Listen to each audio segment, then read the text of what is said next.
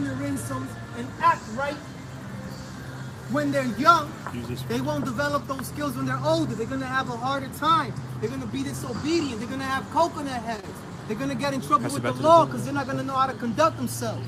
So when we wake up in the morning after we say our praise, and thou shalt teach them diligently unto thy children, and shalt talk of them. Shalt talk of them. Diligently, the diligent means of having good work ethic, busting your ass, Right. not being lazy, which goes into loving the Lord with all your heart, putting your love into it, putting your all into this. You think Michael Jordan was great because he half-assed and was lazy? Or Kobe Bryant? Or LeBron James?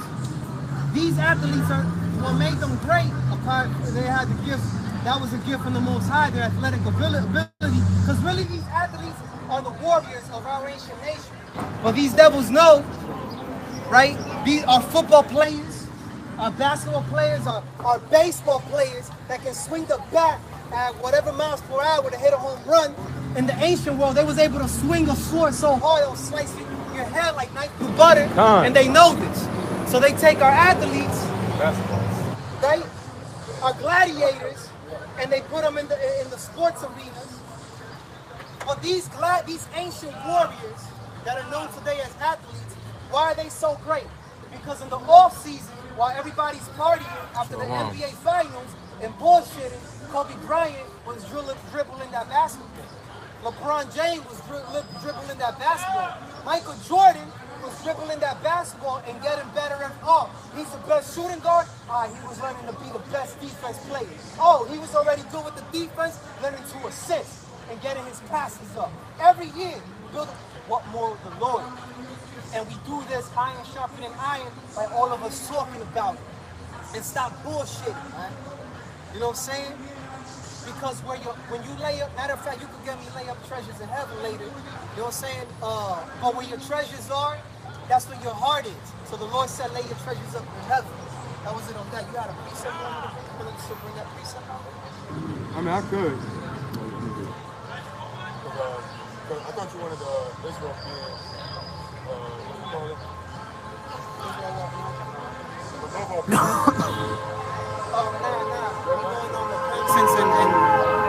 And salvation, yeah. Bring me Matthew 13. You could bring me lay up treasures in heaven, which I think was Matthew 19 and 19, I think. You could bring me 13.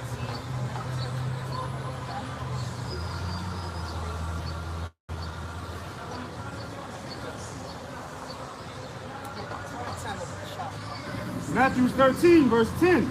And the disciples came and said unto him, Why speakest thou unto them in parables? He answered and said unto them, Because it is given unto you to know the mysteries of the kingdom of heaven, but to them it is not given. Right, so everybody says, Jesus came for everybody. But why did he say the mysteries is given unto you, is chosen, but to them is not? Because not everybody's given the Holy Spirit. Right. That's just how it goes. It's not our movie, it's the Lord's movie, the Heavenly Father. Some people gotta play the antagonist, some gotta play the protagonist, and some are just extras in the back, just filling up space. That's just how it goes. Be glad if you're a part of these people. You know what I'm saying? If the Lord has that light in you to receive this knowledge, because this knowledge is the light. Through the work of Jesus Christ, and how shines the light. So if you have that light in you, be glad that you have that light so you can shine according to the darkness. When he said, to some it wasn't given. So what's the other people that don't have it? They're walking in darkness, obviously, because they're living backwards. Go ahead, continue. For whosoever hath, to him shall be given, and he shall have more abundance. But whosoever hath not, from him shall be taken away, even that he hath. Therefore speak I to them in parables, because they see not, and hearing they hear not. So their ears work, but they can't receive the knowledge. Their eyes work, they see the cars, they see the skies, the buildings, but they walk past us and can't see us. Why? They hear me shout and raising my voice like a trumpet, but they're not hearing that. But if I would have been on the corner clapping, dancing, saying, yelling some bullshit. If I would have been break dancing on the street, everybody would be throwing chains. Yeah, good job, you're doing good. But I'm speaking the word of the Lord, they don't want to hear that. Right. So their eyes work, their ears work, but they still can't receive the knowledge. Go ahead. Neither do they understand. Neither do they understand. My man that came up talking about that book is fake. I can disprove you. I can prove that Jesus never existed. You know what I'm saying? But if he really had understanding, then he would bring the evidence and break it down instead of being belligerent. Another thing is that a lot of people read it. Yeah, there was a clown that came last week. Yeah, I know that Bible. I read it multiple times from back to front. So if you know it, why are you out of order and not making sense? Why are you incoherent? Just because you read something doesn't mean you understand it. A child can learn through a calculator what is 12 times 12, or what is 1,343 times 704. But if you don't, through a calculator, he can know that. But if you don't give him the understanding of how to do multiplication, if you don't teach him basic arithmetic, adding, subtraction, multiplication, division, he ain't gonna understand calculus. He can know with a calculator, but he ain't gonna understand. It's the same thing with reading this Bible. So you can know these words, and you know what I'm saying? You know the word before, you know the word heaven, you know, that doesn't mean you understand what's being written. So go ahead. Real quick, you remember back in school, when you took a math test, like one of the big tests, they'll say, give your answer and show how you got it. Show the work. Show the work. Exactly. Show how you got it. That's how you do it in the street. You got to show our work. You prove your work. Yeah, the teacher. Hey, that's a beautiful. Damn, brother. I totally forgot about that. See, there's a lot of things that we learned in school that just flies over people's heads. And the school system is bullshit. But there's a lot of things in it that is actually, like, if you think about it, you know what I'm saying? That's one thing I grabbed. I got it in Big Short. Beautiful. And the scriptures talk about proving your work. You know what I'm saying? Showing your fruit. Like, if you're going to come up to somebody and say, the Bible is bullshit, then you prove it. You know what I'm saying? For people that lack understanding, they can't explain things, neither can they prove things, neither they truly understand it, and you know what they're asking. Alright? Well, you want to put these in there and project it?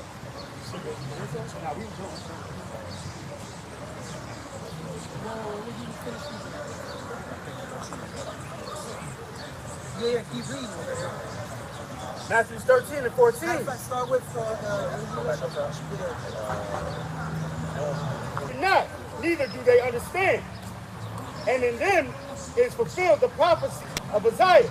Okay, the prophecy of Isaiah.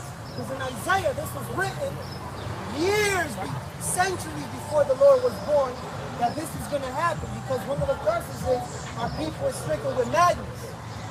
All right? For disobeying the Lord when he brought us out of the land of Egypt. And that's why our people just the demons are so crazy, so backwards. There's just some people that just not worth debating. No matter how many, man, if you tell somebody that you show them the next door neighbor, he bought a blue SUV. And that person says, no, he didn't. Yes, he did. Look, I'll show you the video. And you can show them the proof that they still won't believe it. They'll debunk it. Man, you know what I'm saying? So that's why the Lord didn't waste his time with that. He spoke to them in parables, so the message was for the ones to receive it. Go ahead. Because this was prophesied before he came on the scene.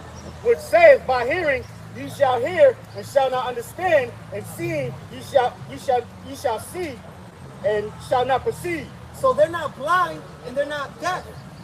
But they just can't get it. Go ahead. For this people's heart is waxed gross. This people's heart is waxed gross. Okay?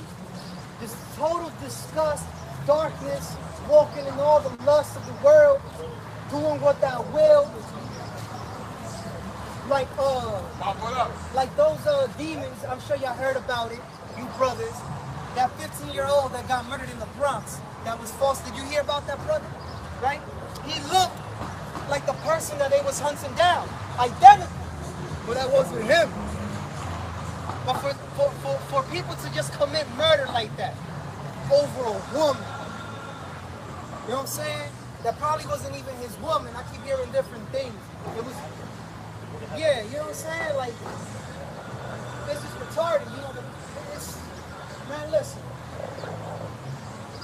There's a lot of darkness amongst our people, and especially those of us that grew up in the ghettos. We know this very loud and clear. You know what I'm saying? But like the sister that was here, that's what we're here for, the sinners that want to repent. Because you could have been a murderer, a drug dealer, an extortioner, whatever. You can repent and come back to the Lord, and you got to transform your mind. But then there's people that will not receive that. They don't see. Go ahead. And their ears are dull of hearing. Their ears are dull of hearing. They're just not trying to hear that. I ain't trying to hear that shit. They want to argue. So I got to sit there and listen to their nonsense. And their lies that can be debunked. But here we are of a sound mind. You know what I'm saying? But they don't want to receive it. And their eyes they have closed. And their eyes they have closed. People walk by and they turn away. There was a little kid that walked by before and he said, "What's this?" Because the little kid recognizes the image of Jesus that they put in the church. But he saw the horns on this devil, which this is not who the world calls Jesus. That's right. All right? This is Cesare Borgia, who was painted to be the Messiah. And the little boy saw it. And his mom was like, Ma, look, horns. Jesus, but why? And then she just pulled them away, turned her face and pulled them away. That's exactly what happens every day. You have more children that come up and ask about what we're talking about than you have adults. And that's why the Lord said to come as a child and who is the greatest in heaven. And about being reborn, that's another parable. About being reborn and be as a child. It's not saying kill yourself or transform yourself. You gotta renew your mind and be humble like a child. Be ready to learn. Because a child is curious as hell. A child wants to just soak up knowledge. It's like a sponge. It wants to soak up information. But that's the thing about our people. Once they pass a certain age, the majority of them, that's just how it goes. They're stuck in their ways. That was it. At least any time they should see with their eyes and hear with their ears and should understand with their heart and should be converted and not should heal. Right. So if our people wake up and decide to hear the messengers of the Lord, to open up this book and read, to see, right, the broadcast, see, where they got eyes to see the nonsense that's going on. Because how is it that pedophilia, you got men that are running for senate, men that are running for governors of different states, that are running representatives, future presidents, they're running the office, and they're pedophiles, and they're pushing for pedophilia. But if you get openly, but if you got eyes to see, you'll be like, nah, man, this is wrong, and you wouldn't support that darkness, right? Right. You know what I'm saying? And you wouldn't be afraid to speak out against it. You know what I'm saying? Because what we afraid of? That they're going to take our life? Come on, man. Lord didn't give us that feeling. What do you know how to peace out? Bring me Mark 2, 2nd chapter.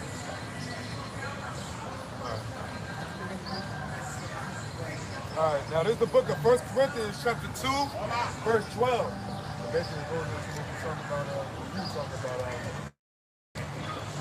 everybody, there's going to be a set number of people that have this. We're talking about what parables. 2 Corinthians chapter 2, verse 12.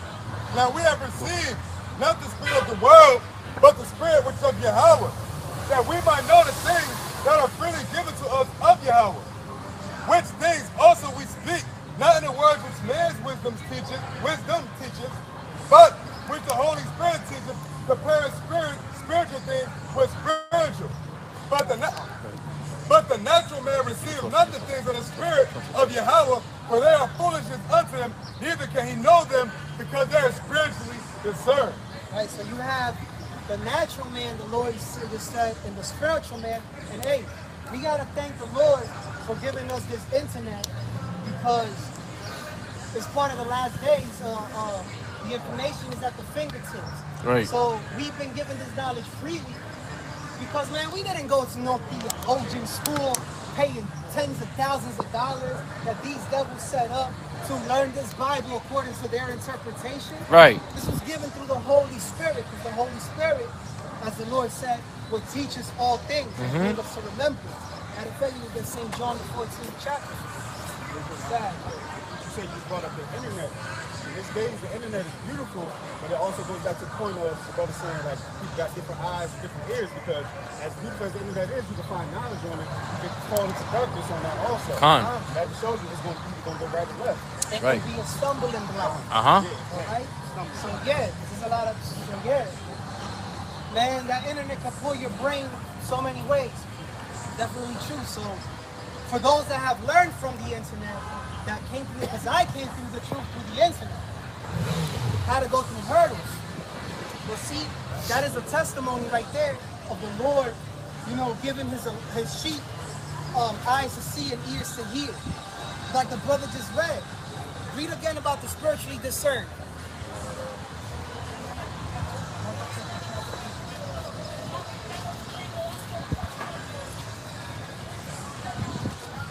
Corinthians chapter 2, verse 14. But the natural man receives not the things of the Spirit of Yahweh. The natural man, because the natural man is the worldly man that is given into this world, and the institutions placed in this society that train us how to think. So this is the knowledge and the traditions of men, right, of this world. That is the natural man. Bless you guys. Bless you too, brother. For their foolishness unto him, neither can he know them, because they're spiritually discerned. So they're spiritually discerned. Right. They can't tell spiritually right from wrong. They have their own understanding. So knowledge and wisdom is foolishness unto the natural man that is spiritually discerned. You talk to somebody that isn't interested in learning anything, stuck in the same repetitive cycle of insanity, and you talk to them about something you read in the book, they ain't trying to hear that. They're just trying to go through the system, get this welfare or get this paycheck, pay the rent, get whatever food, groceries, then they got a little bit of money left, and they're stressed out and it's the weekend.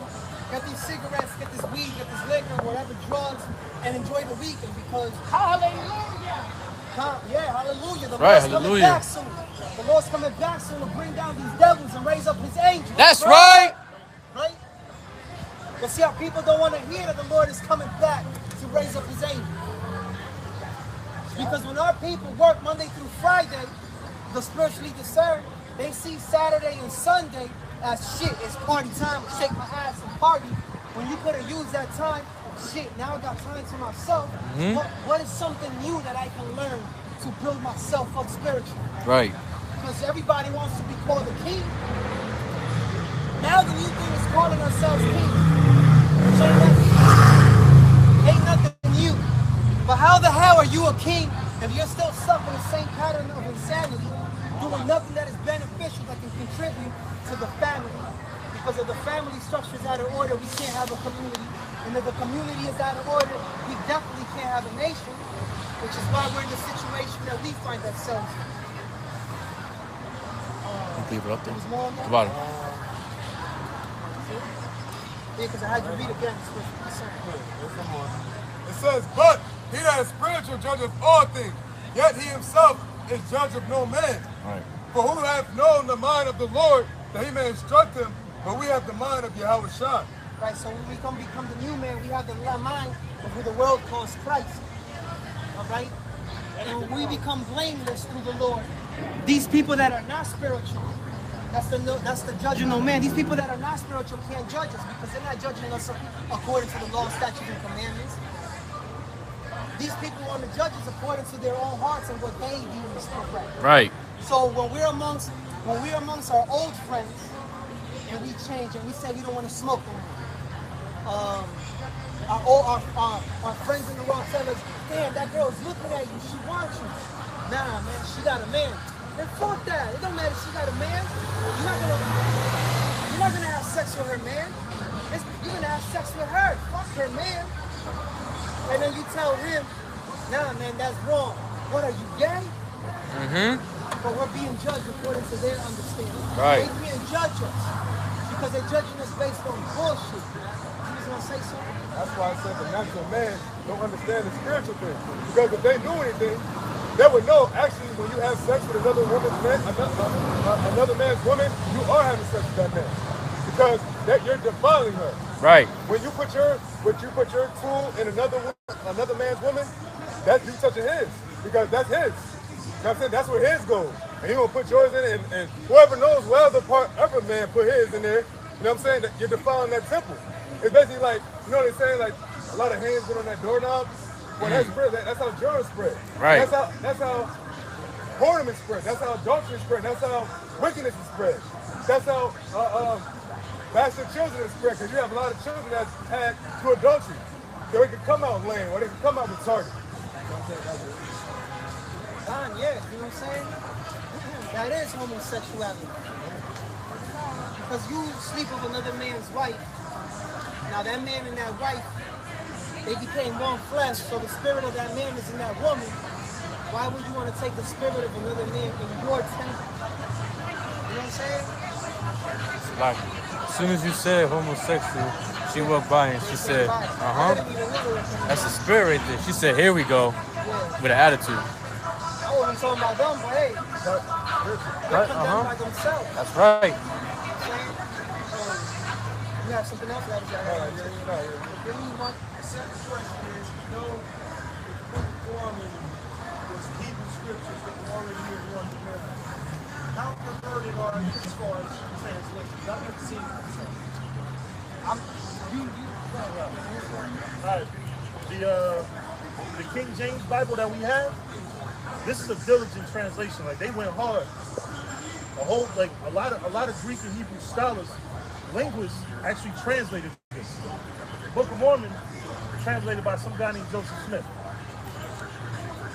So this guy, I mean, I don't know his level of information, but when you got a book that says it's a curse to be black, literally, it says it. Matter of fact, let me pull it up. Bring it out. We believe in proving what we say. I actually have the app on my phone, the Book of Mormon, because a lot of people don't believe when you say it. 2 Nephi 5 verse 21. Right? Somebody read it for me real quick. Start the water. This is 2 Nephi 5 and 21. And he had caused the cursing to come upon them, even a sore cursing because of their iniquity. For behold, they had hardened their hearts against him, that they had become like unto a flint. You know what color a flint is? Black. You know. It gets worse. That they had become like unto a flint, wherefore as they were white. They were white. So you know this is a lie because the Native Americans had color. You know. And exceedingly fair. And so they were white and beautiful is what this is saying, right? You know. And delightsome. And delightsome. Meaning beautiful. Basically this is saying, listen, this white supremacy at its finest. White people are beautiful, and then they became what? Read on. That they might not be enticing unto my people, the Lord God did cause a skin of blackness to come upon them. No. You know white people translated that. Yeah, of course you know a white man translated that. And by the way, King James was brown skinned. He wasn't no white man. Right. See, a lot of us in our schools, we're taught to believe that the white man is the greatest people that ever lived. Every movie you ever watch, even a black movie, who helps the so-called black man? Even in Black Panther, you got a white hero in that movie. White people always got to help and come to the rescue of black people. Even in black movies. That's crazy, right? The white man paints a picture throughout history that he's everything great. So they tell you Beethoven is great, right? Or Beethoven is white, rather. They say that. That's a lie. Beethoven was a so-called black man. They tell you King James was white when he was a so-called black man. I'm going to tell you something I said. William Shakespeare was a so-called black man. His books That's what Pope St. Peter was first. Yeah, Othello was not his only black person that he wrote about. All the people that he wrote about was black. Very few people was Caucasian. So-called white man's history, they don't got history. Their history is that of a savage. Alexander Dumas was black. Right. King Arthur was black. Right. Brother, what's the capital of Ireland? Dublin. You know, Dublin. Yeah. You know, Dub is actually a Gaelic word which means black. The last name Douglas, or the first name Douglas. Douglas comes from Douglas. Gaelic word which means black man. The ancient Irish, Swartz means black. Scott means black. Brit. Like they call it Brit. Brit comes from the Hebrew word barak, which means covenant. Covenant man, that's what British means. They don't teach you this history. You have to look up and go into Anglo-Saxon because Anglo-Saxon, that's us. Right. Thank you. So you know, brother. Yeah. There's a lot of books that you can go into the history about them to know that we ain't making it up. We ain't making none of this stuff. There's a book by Stephen M. Collins. You might know about it. It's called The Lost 10 Tribes of Israel Found. Stephen M. Collins goes into the history of black people ruling Europe. There's another book, it's a two-part series called Ancient and Modern Britain. I have volume 1. I got both, yeah. Well, somebody borrowed my volume 2 but I'm gonna get it back, but I got both. Those books go into how black people ruled Europe. But this is a history that they're ignoring. Sex and Race, volumes 1, 2, and 3. Nature knows no color line. Yeah, you know what a coat of arms is? I know you know what a coat of arms is. Those are like symbols for British families. Or not just British, but families in Europe. Most of those coat of arms originally had black people faces on them.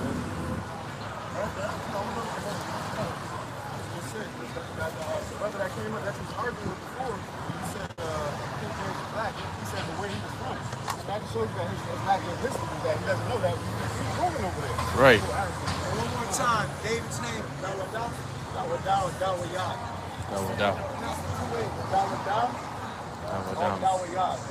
The more commonly accepted is Dawadah.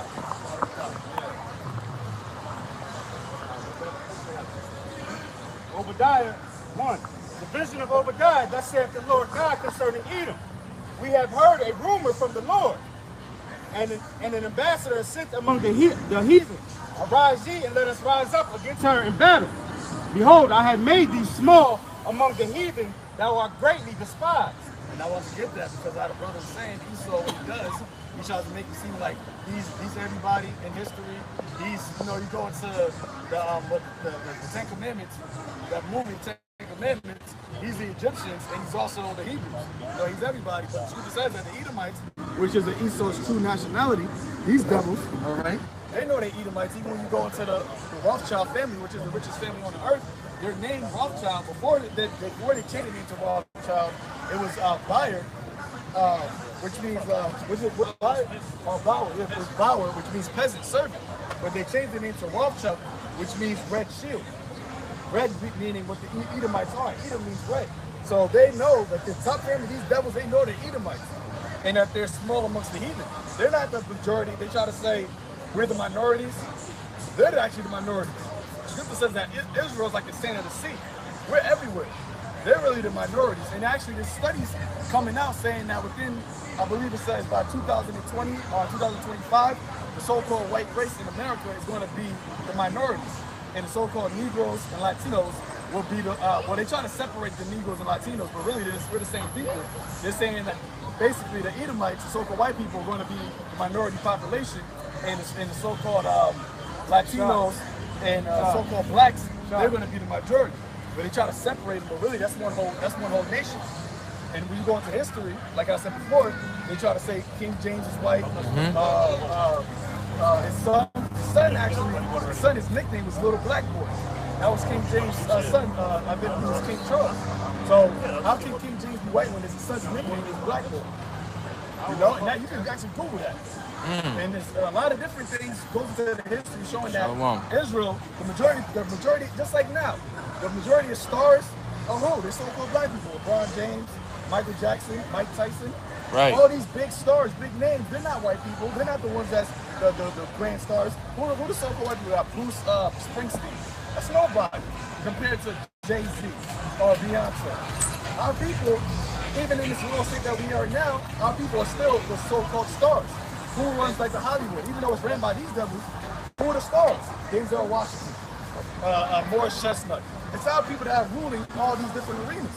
So even when you go into ancient history, even when you go to the Spartans were so-called black people. When you watch Spartacus, they show white people. Because they're trying to basically take our glory. That's what Esau does. He's a thief. He tries to take our glory. The main one, he tried to take the glory of Yahweh Shai, the son of the power. Like the scripture said, Judah will be in the neck of the end.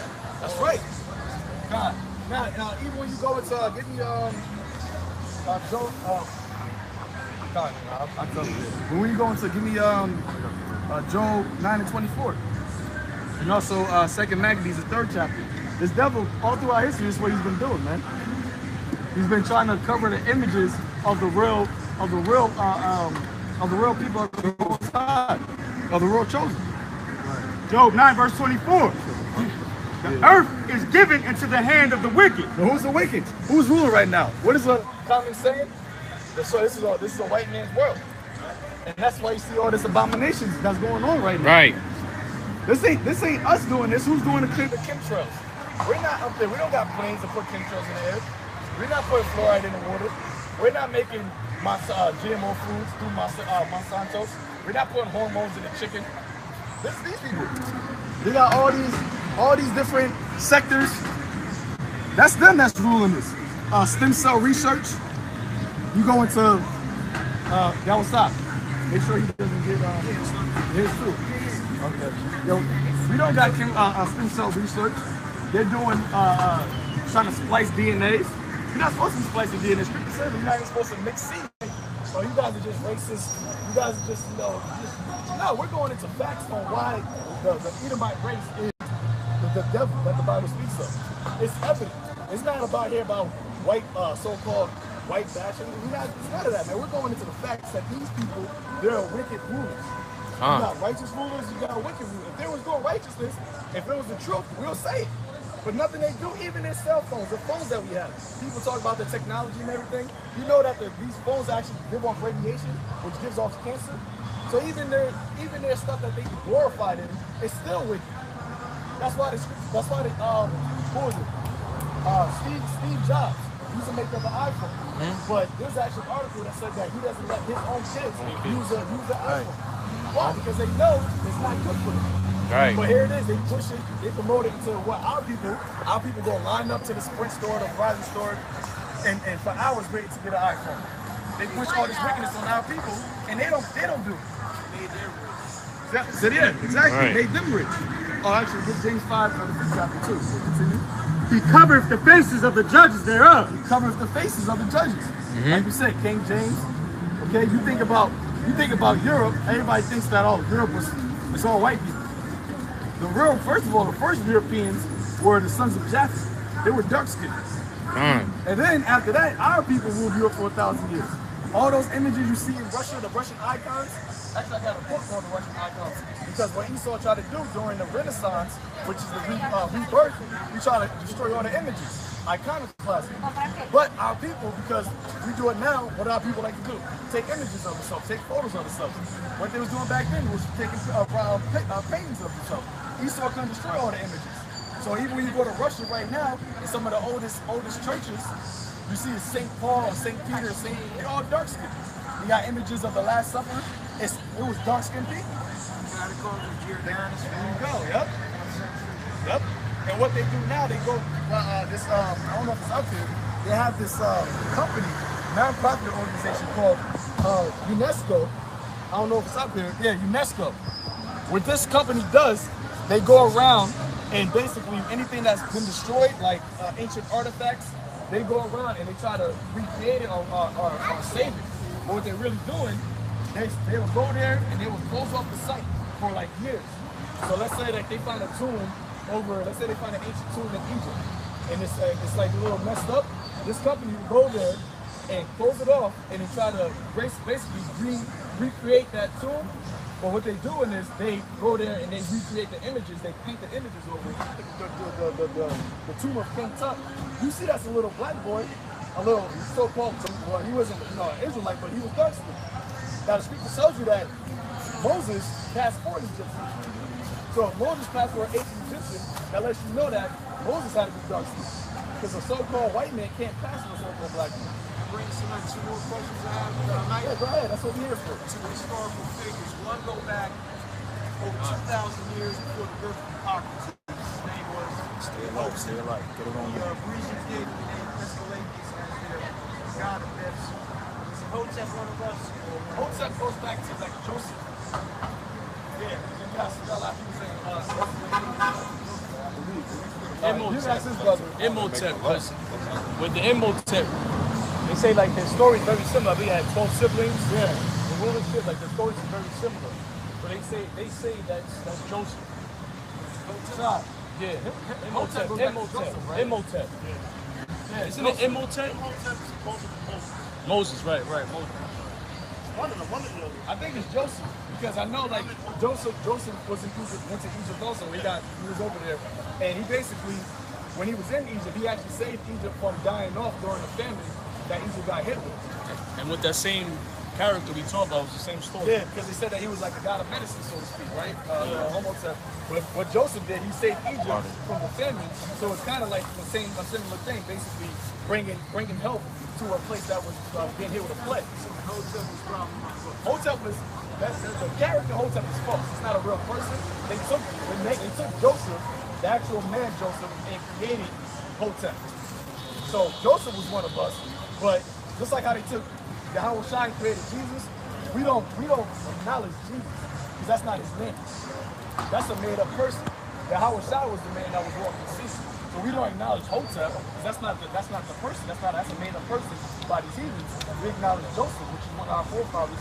He was the father of Ephraim and Manasseh, which you call the so-called Puerto Ricans and Cubans. The other historical figure I was wondering about, she was 1600. She was an abolitionist trying to keep Portuguese from stealing people.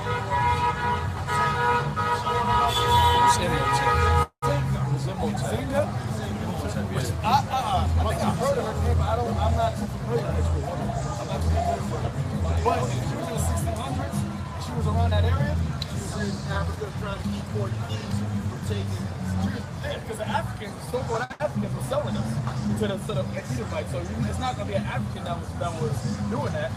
If she was trying to keep the Portuguese from doing that, then she had to be an Israelite. But like I said, I don't know historically how accurate she is as a historical figure. I'm not really familiar with it. But we was the first slave ships came from Spain. That lets you know that we was over there in Spain also. It was Imhotep. Imhotep? Yeah, that's what they say. Yeah. That's just heathens trying to take our historical figures. Because we're the salt of the earth. The scripture says we're the salt of the earth, man. If you take Israel out of the earth, this earth will be done. Right. There'll be no football, there'll be no basketball, there'll be no soccer, there'll be no baseball, there'll be no singing, there'll be no boxing, there'll be nothing, no concerts, no fashions, no nice fashions, no nice car. Everything will be done if you take Israel out the earth. Look at Egypt now. Yeah. Egypt's a desert. Them Arabs over there, which a lot of them are crackers anyway. Them Arabs out there, a lot of them are crackers. They're Edomites, they're not Ishmaelites. Ottoman, Turk, and Greco-Roman Russia. Right. Ptolemy and them went up in there. So these devils, look, man, we are the Israelites. There's no doubt about it. People read about the Israelites as some fictitious thing. And there's archaeology here in North South Central America that proves that the northern kingdom of the tribes, man. You got the Tel Dan. You got the that says the house of David. Was it the Tel Dan? It says the house of David, ancient Hebrew. The Moabite stone. Yeah, Moabite stone. Over there in Mexico, Las Lunas, Mexico. Even a Jewish guy said that. He said in Las Lunas, Mexico, it's a stone that they try to cut out. They try to have all type of machine to try to get out. They can't get out the stone. And it's written in ancient Hebrew. It's the Aztecs. And then the Jewish guy said it's on YouTube. He said the Mexicans have to be one of the lost tribes of Israel. Now common sense tells you, If the Aztec Indians are one of the lost tribes of Israel, the 10 tribes, shouldn't the Taino Indians be in there? Shouldn't the Native Americans be in there? Shouldn't the Mayans? The Incas? The simplest common sense. Even when you go to simple something as the pyramids that's in Egypt and all throughout South America, those pyramids, how do they have that knowledge to build those pyramids? It was the same format as the pyramids that were in Egypt, which was we built those during the time when we was in slavery.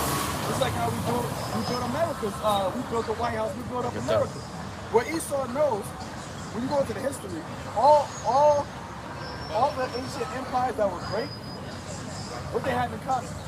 Israel was slaves in those empires. They always exploited us. They always, and that's why Esau, when he came to the so-called New World, what was the first thing he did? He made sure he got the Israelites to come over there and build up that place, because they know that in order for their kingdom to be good, they need the Israelites as slaves.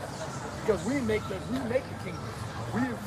Us being the slaves, it helps their kingdom to prosper. That's why when we get our kingdom, when Yahweh Shah returns, our kingdom is going to be on top. It's going to be great. It's the greatest kingdom. Because we're going to be actually on top, and we're going to have everybody else serving us. So go ahead, you finish that scripture?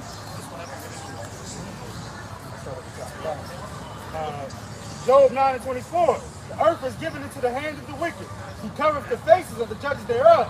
If not, where and who is he? And it's as the scripture said, if not him, if it's not Esau, if we got it wrong, because people like to say, so-called white man ain't Esau, it's Japheth. There's nowhere in biblical prophecy that tells you that Japheth is going to put us to slavery. Nowhere in biblical prophecy it says that we know we're at the end of the world. We know that this age is done. The scripture says that Esau is the end of the world. There's nowhere in biblical prophecy that says Japheth is going to be the end of the world. It didn't say Japheth got the sword, the gun. Who created the gun? The Smith & Wesson. The 45, that was Esau, the Gatling gun. The Lord gave Esau, the so-called white man, that knowledge to create the sword. It didn't say Japheth. So scripture says, if it's not Esau, if it's not this guy, who is the wicked? If it's not these devils. That's what I'm saying. We're not out here so-called just bashing Edomites, racist ranting. We're speaking facts, man. And this devil is showing it every day that he's the devil. They show it. Pedophile ranks, they got tarot card readings, witches that can have an appointment in America. Scripture tells you that something out of which to live. Why would you give them a license to practice their witchcraft? That's totally against the scripture. Right. They took out rainbow and made it a sign for homosexuality. Yep. Scripture tells you that they give them a month. They tell them have gay pride, have pride. Be pride that you're gay. Be prideful that you're a homosexual, that you're going against the law. We were just talking about that too. Now there's a king over in Africa, I forgot which country it is. I think he's Jake. He basically said that if you're a faggot, don't get caught in my country. If you're a homosexual, you don't get caught in my country, because I will kill you. And now he was getting all ridiculed, but that's according to the law. That's the mind of the Lord, man. Right. But here in America, these devils, it's cool to be gay. Actually, let's give them a month. Actually, let's do in these companies. Let's have a understanding time to understand these homosexuals. We're supposed to understand them. They're perverse. They're abominable people. But when we talk like that, we're the bad guys. Why? Because Esau turned everything upside down. These people did. They're the ones that's ruling. Right? And the scripture says the earth was given into the hand of the wicked, letting you know that the Lord is the one that has controlled this whole thing. And it's the Lord that's going to take the wicked out of power and set up the righteous kingdom, which is what we're fighting for, which is what we're out here for.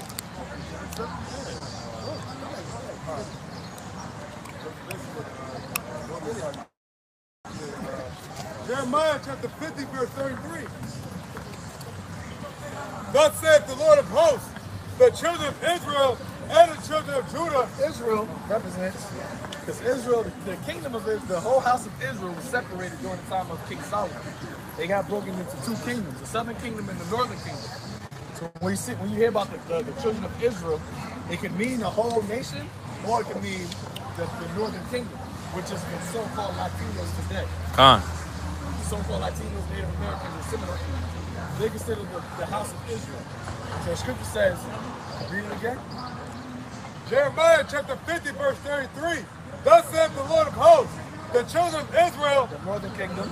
yep, and the children of Judah, Judah is the so-called Negroes, Levites are the Haitians, and the so-called West Indians are the Benjamites.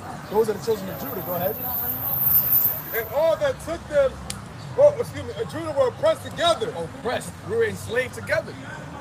You go into history, when Esau, the so-called white man, came here, the first thing he did was put the so-called Latinos in slavery.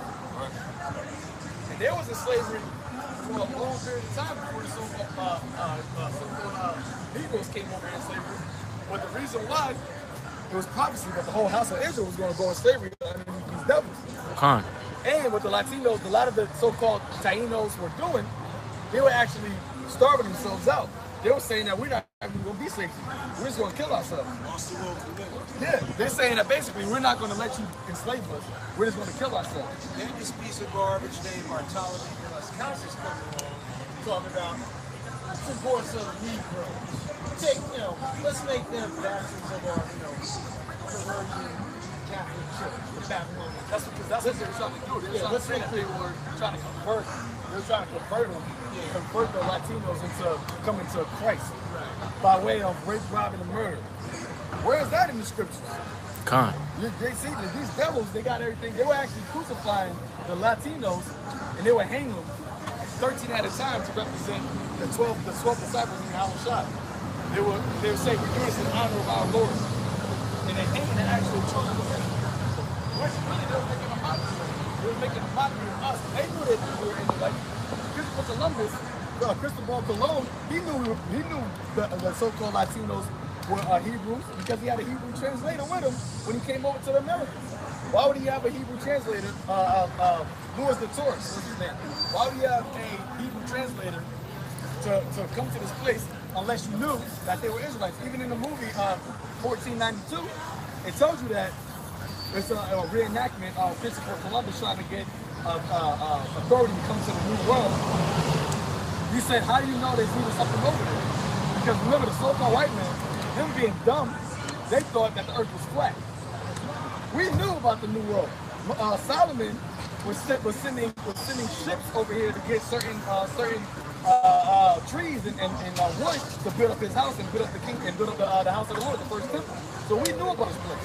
But Esau, his minute mind, he thought the earth was flat. So when Christopher Columbus, he went to the scriptures, second Esdras, and the guy asked him and showed you the movie, he's like, how do you know there's something over there? And he said, read Ezra talked about it. Because when you go into the scriptures, it tells you that the 10 tribes, they went to another land that nobody ever grew up before. That was over here in the so-called New World. So we already knew about this place. But you finished that? Jeremiah chapter 50, verse 33. Thus saith the Lord of hosts, the children of Israel and the children of Judah were oppressed together, and all that took them captives held them fast. They refused to let them go. There you go. So they refused to let us go. Esau always try to talk about go back to Africa. Well, first of all, you colonized Africa anyway. This devil, he done colonized the whole world. They've got everything on lock. Every place on the earth, they got their hand in, but they're not the wicked. Right. They're not the wicked. And the scripture said they refuse to let them go. They're not going to let us go. These devils not going to let us. Where are we going to go? First of all, you rule the world. You read that the earth is going to the hand of the wicked. You're going to profit off of Israel, wherever Israel's at, because you got your hand in everybody's country. I was kind of surprised. I thought, didn't they at least have Russia and Siberia too, aside from the Caucasus? I'm like, trying to find out, no, Caucasus was all they had. They're down to the mountains, because that's where they're from. Everything else they took. They're from the mountains. We put them in them caves during the Byzantine Empire, which was ruled by us. And Byzantine means backwards. That's what Esau called it. Because just like how the Dark Ages, they called that the time where there was no enlightenment, there was no advancement in the mind during that time of 1,000 years. And they're saying that because we were moved. They were brute beasts. They were, when you look at the cavemen, they try to say cavemen from like 50,000 million years ago, whatever. No, this was actually during the Renaissance period, from around like 500 BC to 1500 AD. That's when they were cavemen, because they were in the Caucasus Mountains. Those are the real cavemen. They were cavemen during the time of being in Edom. They were in the mountains, in the clefts of the rocks. That's why when they built Earth, look what you got now. Everything looks like a cave. They call New York what, the concrete jungle. That's what they're used to. See, when the Israelites, the Native Americans were here, everything was green. Everything was live. It was peaceful. There was no concrete to walk on. Everything was, you was at war with the earth. As soon as Esau comes here, puts down concrete, when you punch up your back, put down asphalt. Don't be that high. But Esau, that's what he loves. He loves building these high skyscrapers. Scripture says that we're only supposed to be like three stories high. Right.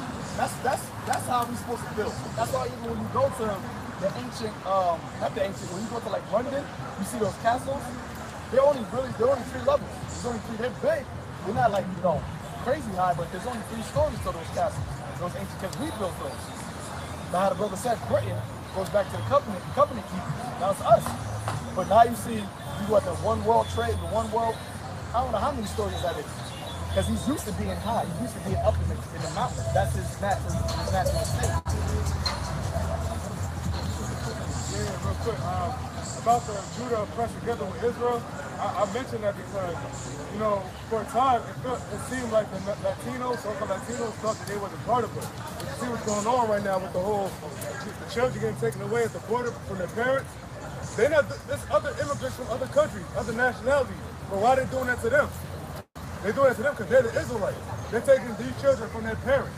You know what I'm saying? So that's why I said they're pressed together in the same land. And even when you go to the judicial system, when you go to the prisons, who's filling up the prisons? Blacks and Latinos, so-called blacks and Latinos. Right. We filled the prisons, but when you go to actual crime, like especially drug crime, so-called white man, he's the biggest drug abuser. Right. On Wall Street, they showed you that in Wolf of Wall Street. All doing lines. American Psycho. A lot of these people that are surgeons actually sniff coke. A lot of them sniff coke before they do surgery to calm their nerves. But they're not getting arrested. Why? Because they call that, white collar crime. Hey, even the banking system. That's a big crime. That's a big criminal industry right there. Usurping interest, charging interest on people. That's against the scriptures. But these devils, they get away with it because it's their kingdom. But our people, when we do something, we get the book thrown at us. A one-time offender gets 25 to life. But here it is, you have this rapist. I forgot his name. He was a college kid. He raped some girl. He only got 3 years. And really, he got 3 years. But during the time period of his the trial, he was in prison. So if the trial went for I think like a year and a half or something like that. He got 3 years. He got charged with 3 years, but they gave him time served. And then he got out early. He got released out early on good behavior. So he only really did 3 months in prison when he raped somebody. But like the so-called Negro or Latino raped somebody, he threw him down. And they ain't even gotta rape him. Because how many of our people are in jail and are innocent? Our people, they just let somebody out that was in jail for like 20-something years. They got accused of, I want to say it was murder, and they came to find out he didn't do it. That was a big thing back in the 80s. They were just locking Jake up and saying that he did this and they didn't do it. Because our people are oppressed. This is not our arrest. This is our place of captivity. And this is why we got to get the hell up out of here. This is why this place got to be destroyed, man. This is what we want. We don't want anything else except for this place to be destroyed. We don't want reparations. We don't want 40 acres and a mule. We don't want Esau to look at us being equal. We don't want Esau to stop killing us. We want this place to be destroyed. Because once this place is destroyed, these devils going to slavery, we're going to finally be at peace. And that's what needs to happen. Right. You had your Martin Luther King, you had your Malcolm X's, you had your Millionaire Marches, your Jesse Jacksons, your Al Sharptons, you had your hands up, don't shoot. It's not going, none of that's going to fix it.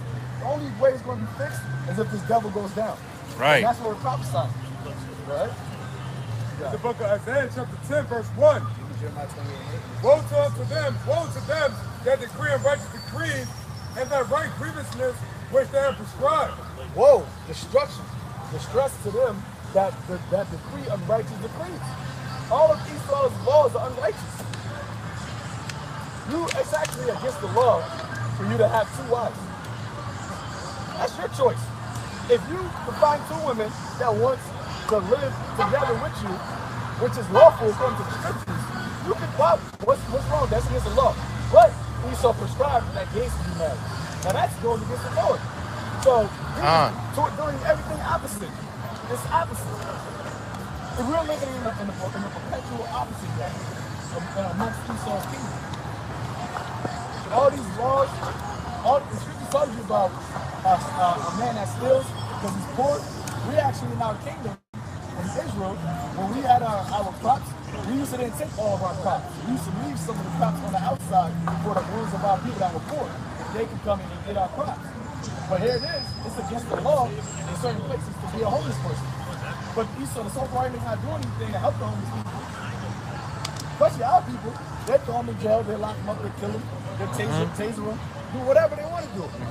In restaurants, at the end of the night, the food that's left over, they'll throw away the food instead of giving it out to the homeless. Right. And the reason they don't do that is because they don't want to get sued. That's the law. That's how you show the wickedness of this kingdom. Like, why would you have a law about them they can't get food to the homeless? Because they get sued by it. That's it's unrighteous decree. And that's why, like I said, this place has to be destroyed. And we got to come back and rulership under Yahweh Shai, our Messiah. Give me Ecclesiasticus, 10th chapter, the 4th verse. It's Isaiah chapter 10, verse 2. To turn aside the needy from judgment and to take away the right from the poor of my people, that widows may be their prey and that they may rob them. Hey, basically that's what they do now, man. Turn aside the needy from judgment and rob the poor of our people. Because they don't do that. They don't do when they take crops, leave stuff for the poor people. There's plenty of homeless people that matter of fact, better example, at restaurants. After the restaurant closed, about to close, you did? Yeah. Oh, smart. Yeah. They throw it all away. Matter of fact, in Las Vegas, Atlantic City, they say they throw away like 40% of the food.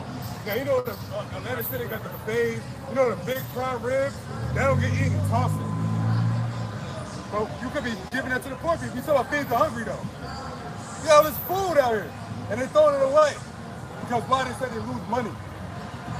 You got the FEMA, you got, these so-called charitable events. Majority of those stuff, the actual people that need it is not getting it.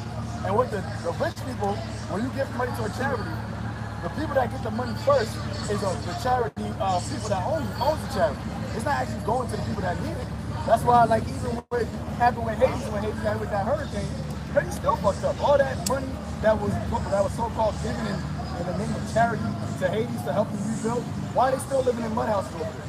Because all that money, it was showing you that they was confiscating the Clintons and the Bushes, they was taking all that money and pocketing it. And then they get on top of that, they get to write it off on their tax as a tax write-off. So they making more money from the poor. That's why I said, the world, the poor gets poor and the rich get richer. That's how this devil operates. He needs the poor to exploit the poor so that he can stay rich. Open James 5th chapter, give me that. Ecclesiasticus 10. Say that again? I know a brother that's gonna go back out there to hate the Levi. He's going up to the Levi out there. See? 2 weeks. He said how big he was about the Clintons. Yeah. Going into the Clintons and all that shit. They was taking the first people that went over there were the so-called the Jewish people, the first people over there, taking the organs, right? They was taking the organs of the Israelites, the Levites, which are the priests, the house of Levi, the tribe of Levi. They was taking their organs and selling them. And there was just a big ring busted over there in South Jersey. I think it was Lakewood, of like 13. It was like I forgot how many, but it was like a ring of rats that were basically doing selling organs. Lakewood, underground selling, and guess what? They got immunity. They didn't even get arrested. They just went back to Israel. Selling organs, it's our people organs. That's why they trying to push. I see how they trying to push on our people be organ donors. They probably take the shit anyway. They take it anyway. How we gonna know? Our people ain't gonna know. Yeah, they only feel. Yup. Go ahead, give me that. Ecclesiasticus 10 verse 4. This is an apocryphal. That's how lucky. That's how this devil was able to have 7 heart transplants before he died, or 6 heart transplants. He had 6 heart transplants. David Rockefeller. It tells you that the percentage of surviving 1 heart transplant is low. To actually find a heart that is compatible with your body, it's a very low chance for you to survive a heart transplant. How he survived 6 of them? So you know he already had these hearts already stored up. And it tells you that it takes like, I think it's like between 4 to 6 years for you to get that heart. Like you go on the list and you need a heart, it takes like 4 to 6 years for you to get that heart. He had 6 heart transplants. That's how you know they were storing these hearts, man. They got them in their mansions, wherever they be at. They're not in America. They got them in their mansions of our people, man. Because we got the strongest hearts. We got the best bodies. Even under these curses, we are the strongest people. Scripture says that one nation should be stronger than the other. On the black market, they're selling melanin. Melanin is actually more. It costs more of melanin than the cost of an ounce of gold on the black market. Now, who needs melanin? Only the people that the Lord cursed without melanin. That's actually a curse to be so-called white. It's leprosy. Right. It's leprosy. Japheth was never cursed with leprosy. Esau was cursed with leprosy. He came out red all over. And Cain, because Cain had the spirit of Esau. Cain was a so-called black man, but he had the spirit of Esau in him. And the Lord, when he marked Cain, he marked him with leprosy. He took his pigment away. Curious, you still like the little bark over there? Yeah. Oh, we're everywhere. It tells you in the scriptures, you got some of our people that are actually Jewish that look just like so-called Jewish people. Like because the scripture tells you that Simeon, during the time when we was exterminating, trying to exterminate Esau, because the house of David, that God, he was about trying to exterminate Esau off the face of it. David know that so white man was the devil. The Edomites were the devil. So he was trying to exterminate him. But he couldn't exterminate him because they had a time to rule. But when Simeon was over there, it was in the land of Amalek. Amalek is the so-called Jewish, because Esau had 12 sons also. Amalek was the top of the 12 sons. He's like the equivalent, the wicked. He's like the wicked, that counterpart of Judah. So like that's why the so-called Jewish people, they're Amalek. Their real nationality is their house of Esau, the tribe of Amalek. Simeon was over in the land of Amalek for like, I believe he said 6 months. They tried to kill all the men. He didn't kill the women, but the women were spoiled. So he had a lot of our men was having sex with their women, and they left the children over there. So through the process of time, you have a lot of Israelites that are actually thinking that they're Jewish people. Because the Lord said He scattered us about the 4 corners of the earth. So we're everywhere. You got a lot of our people in Philippines. You got a lot of people in Vietnam during the Vietnam War. A lot of our war babies. That's what it is. Even Israel, we make war babies. You kill the men, you take the women for spoil. And that's not wrong with that. The Lord, that's actually a commandment to do so. You don't got to do it. But give me that Ecclesiastes. Ecclesiastes 10 verse 4. The power of the earth is in the hand of the Lord, and in due time He will set over it one that is profitable. The Scripture says that the power of the earth is in the hand of the Most High. The Lord is ruling in all these kingdoms. He set up kingdoms. He set up kings and put down kings. These devils didn't put themselves up. The Lord did. Just like with Babylon, just like with Egypt, with Pharaoh. And the Lord said, read it again. The power of the earth is in the hand of the Lord. It's about power. It's about power. It's all about power. What's coming out here? It's about power. It's a popular show because that's what it's all about. It's about power. Who has the power? Who wants the power? And what you going to do to get the power? That last verse is Ecclesiastes 10 and 4. Okay, I got the 10 and 4, yeah. Read it from the top again. Ecclesiastes 10 verse 4. The power of the earth is in the hand of the Lord, and in due time He will set over it one that is profitable. In due time, in due season. Going to Ecclesiastes, it tells you that for every time, for everything, there's a purpose in the season. Right now, we're coming in the season of us being ruling. That's why Israel's waking up.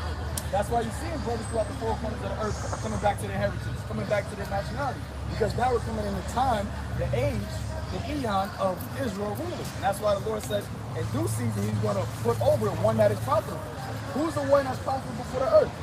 It's the Lord, the Messiah, Hamashiach Yahweh. He's the King of Kings.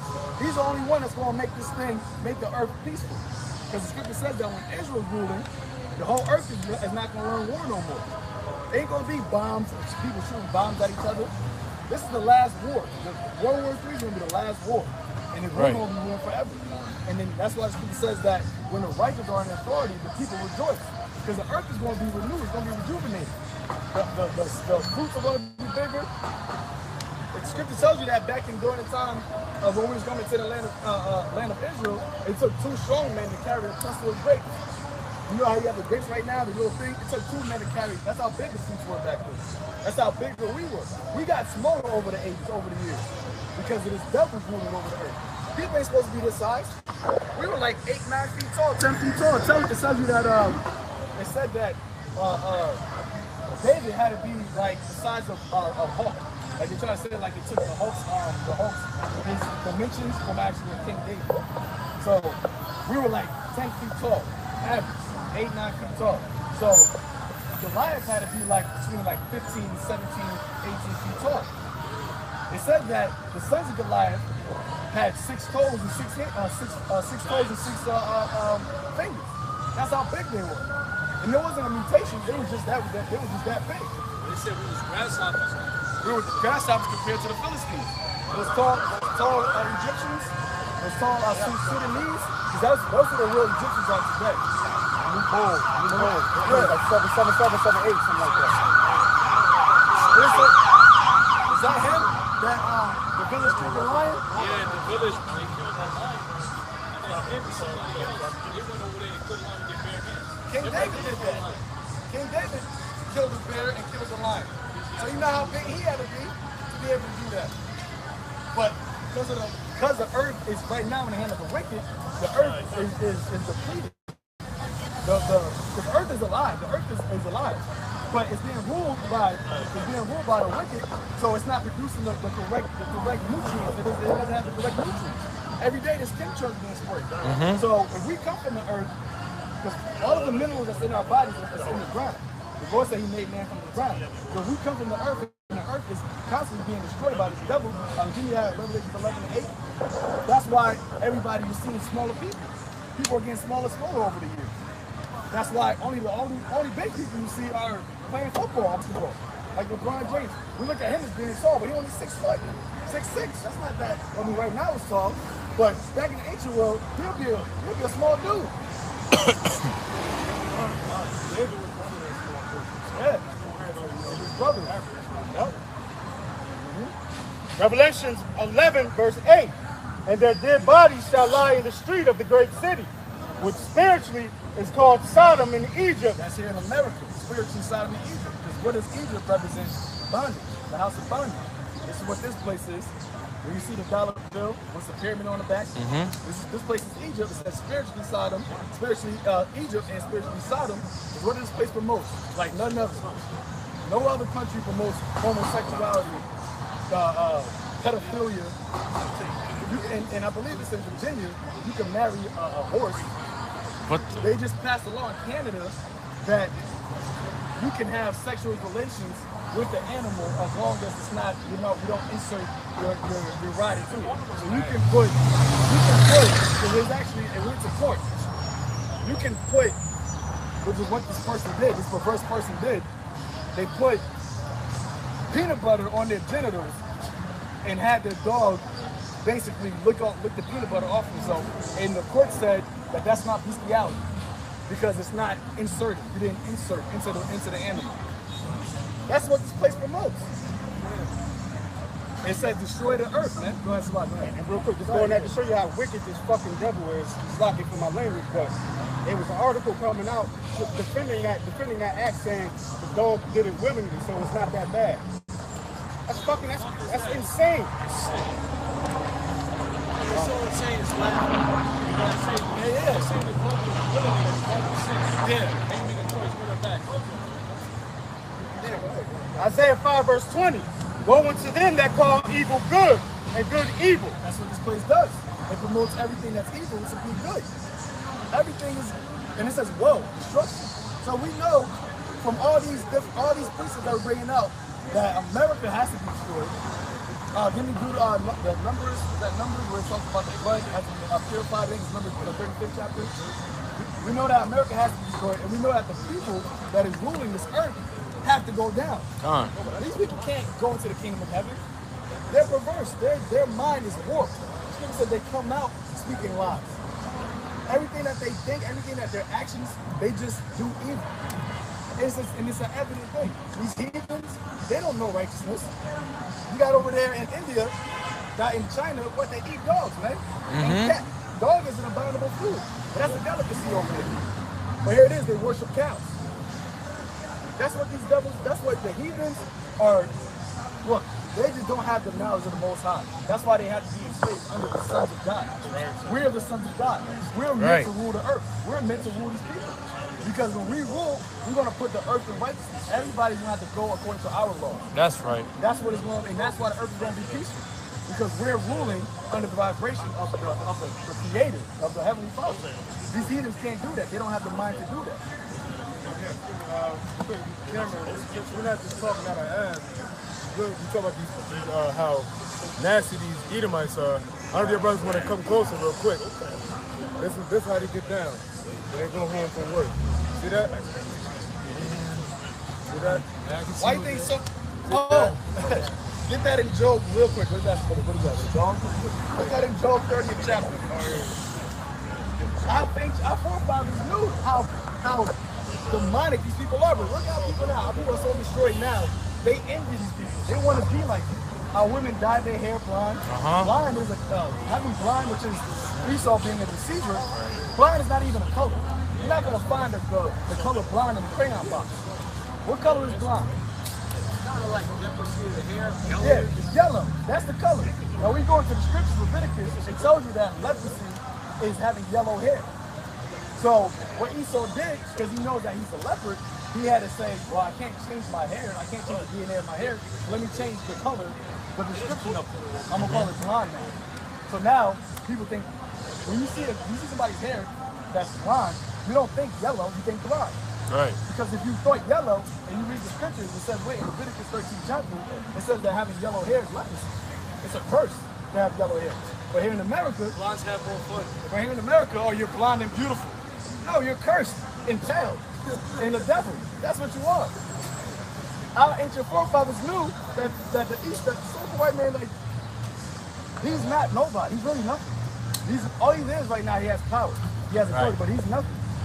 And what we're coming to realize, what we're out here telling our people, is stop envying him. You're the God, you're the king, you're the God. You're the God chosen people. They think that these people are God chosen people. They're actually the furthest thing from God chosen people. They're actually the only nation that the Lord said he hates. Right. He didn't say that about nobody else except these devils, except the so-called white race. So there you go. Job chapter 30, verse 1. To the point. Oh, yeah. Let's go. But now they that are younger than I have me in derision, whose fathers I would have disdained to have set with the dogs of my flock. So Job said that the so-called white man, his fathers, he says that his fathers would have, don't kiss you in the mouth like that. Why are you cheating on him as if it's your family member, a lover? No, because they're perverse. They're a brute beast. And it's being revealed. It's coming out right now, and this devil can't do nothing to stop it. That's why it's ultimately going to just come down upon the property. But the Lord going to give us that standard anyway to destroy this devil. Right. We're going to have that spiritual power to destroy this devil. That's it, man. Go back to that. Real quick. Shalom, brother. Shalom. Peace. What these devils are who they talk about. Jump down to verse 6. They were driven forth from among men. They cried after them as after a thief, to dwell in the cliffs of the valleys, in caves of the earth, and in rocks, the rocks. Oh, if basically how they dwell in cluster of rocks, man. They dwell on high, man. They dwell on high habitations, right? That's these devils, man. And they mess around with dogs on some sexual. That's these God, right? Revelations 11 verse 8, starting back at the top. And their dead bodies shall lie in the street of the great city, which spiritually is called Sodom and Egypt, were also God, right? Revelations 11 verse 8, starting back at the top. And their dead bodies shall, our Lord was crucified. Give me 18. Is it 18? 11 and 18, I think. 18 there, I think it's 11 and 18. Prophets and saints? Yeah, read that. Revelations 11 verse 18. And the nations were angry, and thy wrath is come, and the time of the dead, that they should be judged, that they should give his reward unto the servants, the prophets, and to the saints. And reward, man. We're looking for the reward. Didn't you Daniel 7 and 25? We're looking for the reward, man. Because the Lord said, behold, I come quickly and my reward is with you. We're not just out here just to rant and rave, man. We're out here for a purpose, okay? The Lord put it in our spirits, we're really elect, that to know that this is what it's about. It ain't about this life, man. It ain't about trying to make it here, trying to have a nice house and a beautiful family and have money. Of course, money is a defense. We got to work to get our daily bread. But we're looking for the reward of the eternal life, man, which only the elect is looking for. Nobody else in this earth has the same ambitions and aspirations as we do, man. They talk about dream big. We dream the biggest, man. We got the biggest dreams, man. And we know our dreams going to actually come to reality if we continue. And it's the reward that the Lord is going to give us, man, which is the kingdom, which is dominion over the earth and over the people. That's what it's about. Not going somewhere in the sky by ourselves. No, we want to rule, man. And then in order to rule, you got to have subjects. You got to have somebody to rule over. That's what it's about, man. That's the kingdom of heaven. Go ahead. And them that fear thy name, small and great, and shouldest destroy them which destroy the earth. And that's what we're going into, man. The Lord going to destroy them that destroy the earth. You Rothschilds, man. You red devils. You Rockefellers. And all your Esau, Edomite companions, man. From the smallest to the greatest. They're all going into slavery, man. Right. All you Edomites and all you heathens are going into slavery too. And you heathens need slavery, man. Now over here in China India eating snake. See them, they had a long ass python cut open and eating it, man. That's what these heathens do. And they don't think nothing wrong with it. You got our dumb people, foolish people talking about, oh, that's their culture, you should try to learn everybody's culture. Learn your fucking culture, Scott. Learn your culture. That's what got us in slavery in the first place, man. The Lord said, learn not the ways of the heathen. Learn not the way of the heathen. But our people want to go around trying their delicacies, trying what the fuck what they do, learning these heathens' ways, man. For being a perpetual dumbass, man, perpetual idiot. And that's why the only cure for that is death, man. Go ahead. Yeah, what you said about the devil. You got it. Now listen, this is what the Lord said. This is the book of Zechariah, chapter 12, verse 1. The burden of the word of the Lord for Israel. Says the Lord, which stretches forth the heavens and laid the foundation of the earth and formed the spirit of man within him. Behold, I will make Jerusalem a cup of trembling unto all the people round about, when they shall be in the siege, both against Judah and against Jerusalem. It's a cup of trembling. Yeah. You know what that means? We're going to have these nations afraid of us, man. First of all, these nations are scared of us now, but for a wicked reason. Like, they see Jake, they think Jake going to rob them, so, they block their door. But they're going to be afraid of our power. They're going to be afraid of the authority that we have. That's what they're going to be afraid of. When they see us, their fear is going to turn into respect. Because these people don't respect us. They're scared because they think that we've been the media has, and Jake has done, we got a lot of ruthless Jake, but the media has made it seem like we're just complete animals, with no sense of self-control. So they don't respect us, but they're going to fear us so much they're gonna show respect. That's the cup of trembling that these heathens gonna have from us, man. Talking about the whole house of Israel, but mainly the elect, the 144, man. And continue on in verse 3. And in that, Zechariah chapter 12, verse 3. And in that day will I make Jerusalem a burdensome stone for all people. All that burden themselves with it shall be cut in pieces, though all the people of the earth be gathered against it. That means they're going to be coming against the elect, man. They're going to come. Chapter 12 of the book of Zechariah. Because they're going to fight against them. They're going to fight against the Lord and his elect men, yo. And the whole Lord's arsenal. They're going to fight against him when he comes back down here. And he says it's going to be a burdensome stone, man. Meaning they ain't going to win. Man. Hey, Yahweh Shai said that we're like a millstone, right? Starting with him, but his word is like a millstone. And whoever comes up against the millstone, they're going to get broken. And whoever the millstone comes down on is going to get dashed into pieces. Meaning, whatever way it happens, you're going to lose. When you come up against the word of Yahweh Bashem Yahweh Shai and his men. This is the greatest thing to be in, man. This is the greatest thing to be in, especially in the times that we're in right now. It's a blessing. The Lord said, blessed are your eyes for they see, man. That we understand what's going on right now. That we have the knowledge to know that we have to end this thing.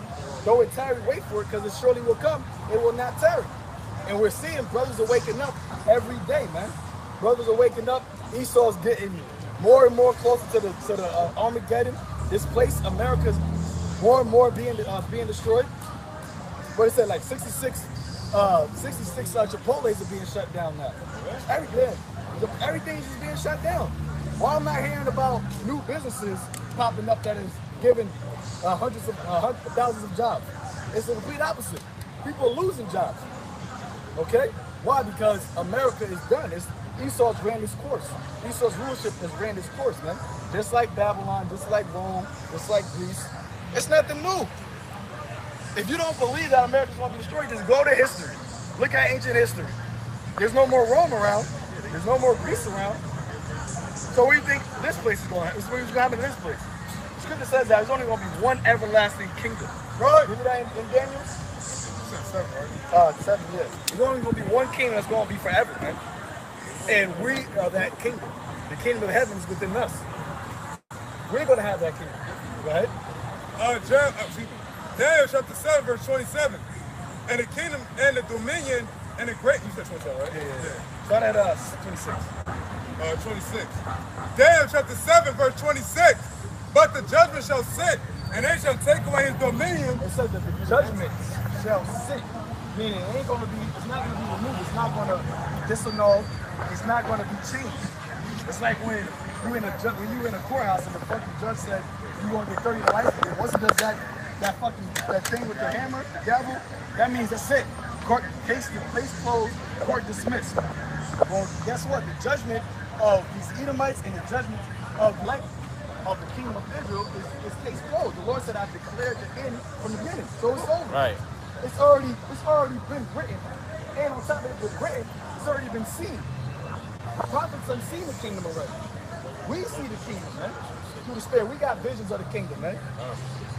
That's the Lord letting us know, like, this is what's going to happen. The Lord said, my word does not go out void. I'm not a man that I can't lie. The Lord not going to write. He's not going to put the Holy Spirit in men to write all this out just to say, oh, I'm not going to do it. I'm not going to do that no more. He said, it's the Father's good pleasure to give you the kingdom. So he's going to please himself. And who's going to stop it? Who can stop the Lord from pleasing himself? And it's going to please the Lord for us to get the kingdom. Right.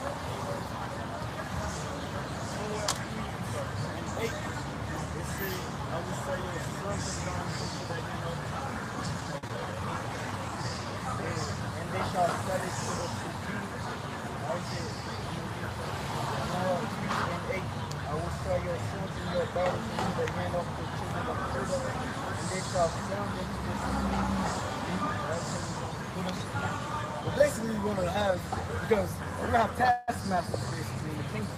So those are like Hamites. Just like how you had taskmasters, like, if we're going to be the kings, we're going to be the rulers, but we're going to be able to, everybody's going to be under us, but we're going to have these Edomites, we're going to sell them to these other nations to basically build up our kingdom elsewhere. And we're going to have them as taskmasters over it. So that's just like how they had taskmasters over us, even though a lot of the time it was our own people. Yeah, we had taskmasters over. We go into history, like a lot of the taskmasters were Israelites here in America, the overseers, so to speak.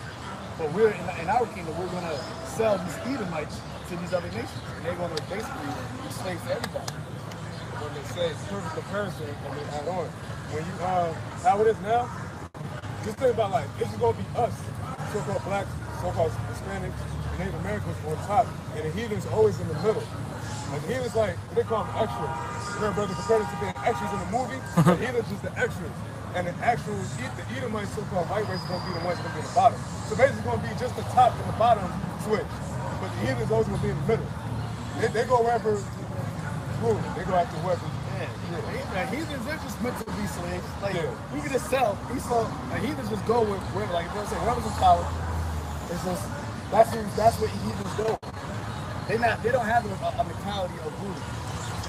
They don't have a rulership mentality. But see, Esau got a rulership mentality because Esau knows about the blessing of Jacob and Esau. He knows about that. So he has a rulership mentality, but he has a left-handed or wicked rulership mentality. Right. Heathens, they don't have a rulership mentality. Even though they have ruled at one point in time in history, they don't got a rulership mentality. We are the real rulers, and we're going to have the righteous. We have the righteous mentality to rule righteously, and that's why our kingdom is going to be forever. So Scripture tells you that kingdoms only go down because of it being wicked, of unrighteous dealings and deceit. But in the kingdom of heaven, we're not going to have unrighteous dealings. So the kingdom won't ever go down because Yahweh Shai is going to be the king on top of everything. Right. And we know that Yahweh Shai, if he's ruling the king, the righteous king, then everybody under all his other kings, which we hope to be, we're going to be in order. That's why we're going to put his laws in us so we can never go off. So our kingdom can never be destroyed. It's just really that simple. You keep the law, statutes, commandments perfectly, and you're gonna stay ruling. Right? We're gonna get it. Daniel chapter 7, verse 27 now. Read 26. 26. And verse 26. But the judgment shall sit, and it shall take away his dominion to consume and to destroy it unto the end. And the kingdom and dominion and the greatness of the kingdom under the whole heaven shall be given to the people of the saints of the Most High. See? Under the whole heaven. So we're going to be on the earth having rulership. It says the kingdom and the dominion. We're going to dominion. That means having dominance, having authority, having power. It's going to be given to the people of the saints of the Most High. It didn't say it's going to be given to everybody. That's actually very exclusive, man, because not everybody's a saint. Only the ones who made the covenant, with the Lord by sacrifice are considered saints. Who is that? The children of Israel. So we're going to get the king, go ahead. Whose kingdom is an everlasting kingdom. Whose kingdom is an everlasting, eternal kingdom. Go ahead. And all dominions shall serve and obey him. Who? Yahweh Shai. Yahweh Shai said he's going to make us joint heirs. So we're going to have some. Give me Wisdom Solomon 3.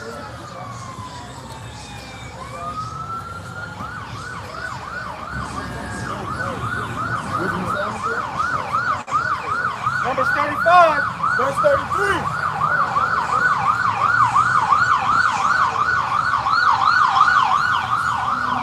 Numbers 35, verse 33. So you shall not pollute the land wherein ye are, for blood it defileth the land. So it says blood defiles the land. Now how is this place built? On the blood of the saints' land. And the land cannot be cleansed of the blood that is shed therein. It says that the blood can't be Él es moreno. El su grito es moreno. Numbers 35, verse 33. So you shall not pollute the land wherein ye are, for blood is defileth the land, and the land cannot be cleansed of the blood that is shed therein, but by the blood of him that shed it. So the land can't be cleansed of the blood. The land can't be cleansed by the blood unless the people or the person, the nation, that put the blood of the saints, or shed the blood, their blood got to be shed. So that's how we know that America is going to be destroyed, utterly destroyed, because this place has been built on the blood of saints. Give me that in Revelation. Revelation. I got something too. Revelation chapter 19, verse 2. For true and righteous are his judgments. For he hath judged the great whore, Which is Babylon. Go ahead. Daughter of Babylon. which did corrupt the earth with the fornication, and hath avenged the blood of his servants at her hand. And she raised the blood of her servants. Because this devil, he's been killing our people every day. Been shedding the blood of, and really it's going to get to the time where we're going to, some of the prophets that are in this town right now, they're going to be martyred. So the innocent blood of the prophets, the ones that are out here, the ones who the Lord set forth to be martyred, that blood is going to be shed on this earth, on this land, and the Lord said He's going to revenge that blood. Because what we're doing is a righteous and innocent thing, and a great thing in the eyes of the Lord. But these devils, they're going to destroy, they're going to kill some of those prophets, some of those men, and that blood is going to cry out, just like how the blood of Abel cried out unto the Lord. So the Lord is going to revenge us of the destruction, of the wickedness of this place, man, of these devils. The Lord is not going to just let these devils just slide off when killing His children. What father you know is going to will let somebody just kill their children and let them get away with it, when especially when he has the power to do something about it? Speaking of power, what do you think, with that whole thing, when his daughter gets killed, what? He about to go and kill the person who killed his daughter. Because he what? Because he had the power to do so. But how much more of the Heavenly Father that has all power in His hand? He's going to revenge the blood of His children. Right? Let's see, you got something? Yeah. Let me read the wisdom. Oh, yeah, give me wisdom of Solomon. Start at the top. Wisdom of Solomon, chapter 3, verse 1. But the souls of the righteous are in the hand of Yahweh, and there shall no more torment touch them. In the sight of the wise they seem to die, and their departure is taken for misery, and they're going from us to be utter destruction, but they are in peace. There you go, man. They think if they kill us, it's utter destruction, but you kill the prophets, first of all, that's an automatic crown on our head. Scripture tells you that you dying in Yahweh Shai, you automatically going to get crowned. And then on top of that, we're going to be at peace because we're going to be with Yahweh Shai in the spirit world. And then we're going to be, whoever gets killed in Yahweh Shai, they're going to be the first ones to rise. So you killing a saint, you killing a prophet, you doing him a favor, really. You doing him a favor. So it said that we're going to be in peace. And then we're going to come back and get the same devils that killed us. So death is not the solution, it's not the influence. Death isn't the solution for Esau, for us, because the Lord defeated death. Esau don't have no solution when it comes to the prophet, when it comes to the elect. Because the Lord already got it sealed that those elect cannot be defeated, can't be touched. Right. For they be punished in the sight of men, yet is their hope full of immortality. So our hope is full of immortality, everlasting life, ruling, never being able to die, having those incorruptible, immortal bodies. The scripture tells you that man, talking about the Israelite man, we weren't created, we weren't supposed to be kids to die. We weren't supposed to die. We were supposed to be actual. When you're a son of a God, gods don't die. Even they show you that even like Greek mythology. Zeus and all that, they live forever because they're God. And we're sons of God. Right. We're supposed to live forever too. The Most High is ancient of days. The Lord don't got a beginning or an end. So if we're His children on earth, we're not supposed to have no. We have a beginning, but we're not supposed to be able to die a mortal death. We're supposed to be living forever. And that's what we're going to get. That when Yahweh Shai returns, when we get our bodies changed, we're going to have incorruptible bodies. Right? And that's what's going to make us, that's what's going to set us apart, ultimately set us apart from everybody else. Because these heathens ain't going to get them. They still going to die. They're going to live longer because the earth is going to be rejuvenated, but they're still going to die. They still going to have the sting of death. We're not going to die. We're just going to be gods. Like literally, what did Xerxes call himself? A god king? That's what we're going to be. We're going to be god kings on the earth, just totally different from everybody else. That's what and that's why they go and serve us and worship us. Because in ancient Egypt, they used to worship the pharaohs because they used to try to make themselves so they can think that they were gods, the pharaohs. They would try to say, oh, I'm Ra reincarnated, because that's what they're sun gods. So a pharaoh was trying to say, you know, I'm this god, I'm this god. So they would actually worship their pharaohs. But those are not real gods. They're men. Give me that in give me that in Egypt, Isaiah 33, I believe. But we're actually going to be gods, and it's going to be evident. We're going to be doing things that are supernatural. We're going to be living forever. So they're going to see that, and that's what they're going. That's why the whole earth, the whole world is going to worship us, because they're actually going to reference us as actually being gods on the earth. Right. For example, and that's also in this earth right now. Even though they like regular men, but cats like Michael Jordan, LeBron James, Michael Jackson, those cats is actually doing things that these heathens, some Jakes can't do, but these heathens can never do nothing like how these cats move. All these celebrities, all of our people, all the dancing, the pop locking, I don't want to say all that stuff, man. Yeah. So like, where the Michael Jordans at in India, in China, and that's not Jake. Cause that's also a stumbling block. Cause you got somebody come out there, cause they try to say that Blake Griffin is representative for white people. Remember that? What? He said Blake Griffin is for us. Real talk. Imagine look, this is like a straight up. It's because people are that carnal. People are that simple-minded. If Esau, this devil, is the separation by color. Right. He did that because he's the one that doesn't have the color. Everybody on earth got pigmentation besides him. So what he had to do was switch it. He had to say, well, my color is actually the good color, and everybody else got bad color. Right. But we don't got to talk about color. We can go to India and blend in with India. Not our spirit, but like the color. Mm-hmm. You can go to China. I seen something, I forgot what it was. It was like a commercial. And going in the Philippines, it was a commercial like basically a tourist attraction for the Philippines. Them Philippines is dark as hell, yeah? Dark as hell. Vietnamese, dark as hell. But the ones that get uplifted are the light ones. That's why they bleach their skin. That's why when they come to America, they try to look like Edomites because Edomites are white. Right. But the majority of Filipinos and Chinese, they're dark. Exactly.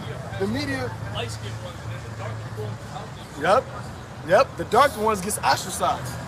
Because Esau knows, like, look, in order for me to rule and for everybody to think that I'm actually God shows the people and God looks like me, I gotta make them think that my color is the right color. Right. He took his curse and tried to make it a blessing. He took his curse and tried to make it a blessing. That's the thing, man. They just fucked all the way, man. Like, everything about him is just he's just done. And now it's actually being presented through the Spirit of the Lord is being revealed. Scripture says, then shall that wicked be revealed. And they can't do nothing about it. So what we're saying is, not only is it spiritual, it's actually logical. It's spiritually logical about their appearance and why they look like that. So on and so forth. But finish that in what you talking about? Oh wait. Hold that. Give me that in Isaiah 31, verse 3. Now the Egyptians are men and not God. Now, what's these devils' main objective? Just like how the Egyptians were doing, they wanted to be gods. The Egyptians wanted to be gods. Esau wants to be a Shalite. Esau wants to be a god. You go in Isaiah the 14th chapter, it says what? That he said, I shall be like the Most High. That's why they try to fuck with people's genetic makeup. They try to, do transhumanism. Try to make themselves live longer. They really want to live forever because they know that's the ultimate blessing. If you live forever, you got to be a god. No human, no mortal is going to be able to live forever. So these devils, what they're trying to do through their technology, is trying to get everlasting life. But they can't, because that's a promise that's only made to the children of Israel. Immortality is only a promise made to a son of a god. You can't promise. This ain't like, who was that? Hercules in mythology where he became a god? I think Hercules that, he was a son of Zeus, but he was like, Zeus had sex with the human. It was Hercules. It was Hercules in that when he died, Sound like Hercules. he became a god. Esau, you gotta be a son of God to be a god. Like you can't try to make yourself a god. That's the thing about being an Israelite. You can't make yourself an Israelite. You're either Israelite or you're not. Right. You can't say I converted to being a Jew. There's no such thing. Because you spiritually gotta be a god first to be the son, to be the fleshly, even though we're in these community chains of darkness, but you gotta actually, your spirit gotta be a son of God for you to be an Israelite. That's right. It's the deal that the Lord made with his children. That's why he only came to Moses. That's why he only said, you are my special people, you're above everybody else. Right. He made us gods. We didn't make ourselves gods. So how these heathens gonna make themselves gods? We didn't even make ourselves gods. The Lord made us gods. And that's why, like the brother said, that's why even in these chains of darkness, we're able to do what we do. Even under these worst conditions that we're in, we're able to do the things that Jake does, man. Because our spirits are the sons of God, right? But we definitely talk to them. Now the Egyptians are men and not God. And we know that we're in spiritual Egypt. These are the new pharaohs. Right. They're men and they're not gods. Go ahead. And their horses flesh and not spirit. Their weaponry, their fighter jets. That's all been made. Their technology's been made by the hands of men. What our technology that we got is going to be spiritual. That's why I say their horses is flesh and not spirit. The chariots, those are coming from the spiritual dimension. Our power that we want to get to raise the dead, to heal the sick, to cleanse the leper, to destroy, to have telekinesis, walk on water, things like that. If we're not doing that with the flesh, that's from the spirit. The spirit quickens. That's why, in order to get that, you got to be what? Faith. You got to have faith, because faith comes from the spirit. It doesn't come from the flesh. Right. Jesus says that we walk by faith and not by sight. These devils, they walk by the sight. They walk by what they can do with their hands. If I can do it with my hands, that's what I trust in. And that's what Esau does. Right. That's how Esau has polluted our people to think, if I can see it, then I'll believe. But the real power comes from within the spirit. And that's how we're going to be able to do all these things on the earth that this earth has never seen, because it comes from the spirit, having belief, having faith that it's possible to do. Because the Lord simply says that with God, nothing's impossible. That's right. So you have the faith, if you have the faith of the power of Yahweh Bashem Yahushai, we're literally going to be able to do anything that we want. When you go to the scriptures, Yahushai was able to teleport. Philip teleported. Through the spirit, said the spirit that carried him from one city to the next, just like that. Teleported. That's right. That's having faith. That's having spirit. And that's what he said. Who's that part again? He said that the horses. Now the Egyptians are men and not God, and the horses flesh and not spirit. There you go. So Esau makes a fighter jet that can move at the sound of speed of faster the speed of sound, right? But he made that was like Mach 7. He can't move. He had to actually make the Lord gave him technology to be able to do that. And we're actually, our body's going to be able to actually move at the Speed of light. The speed of light. But the speed of light is the highest, is the fastest thing, the speed of light. We're going to actually be able to move like that. Right?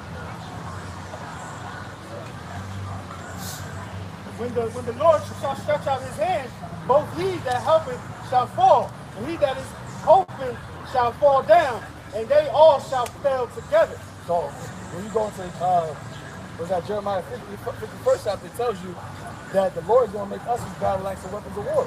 We're going to take us, we're not going to need a bat, we're not going to need a gun, we're not going to need a machete, we're not going to need none of that. It's going to be us, the Lord going to use us as the weapon to do what we're doing. Can you go back to that? Was that Solomon? Yeah. What was that? I started verse 4, Wisdom of Solomon, chapter 3.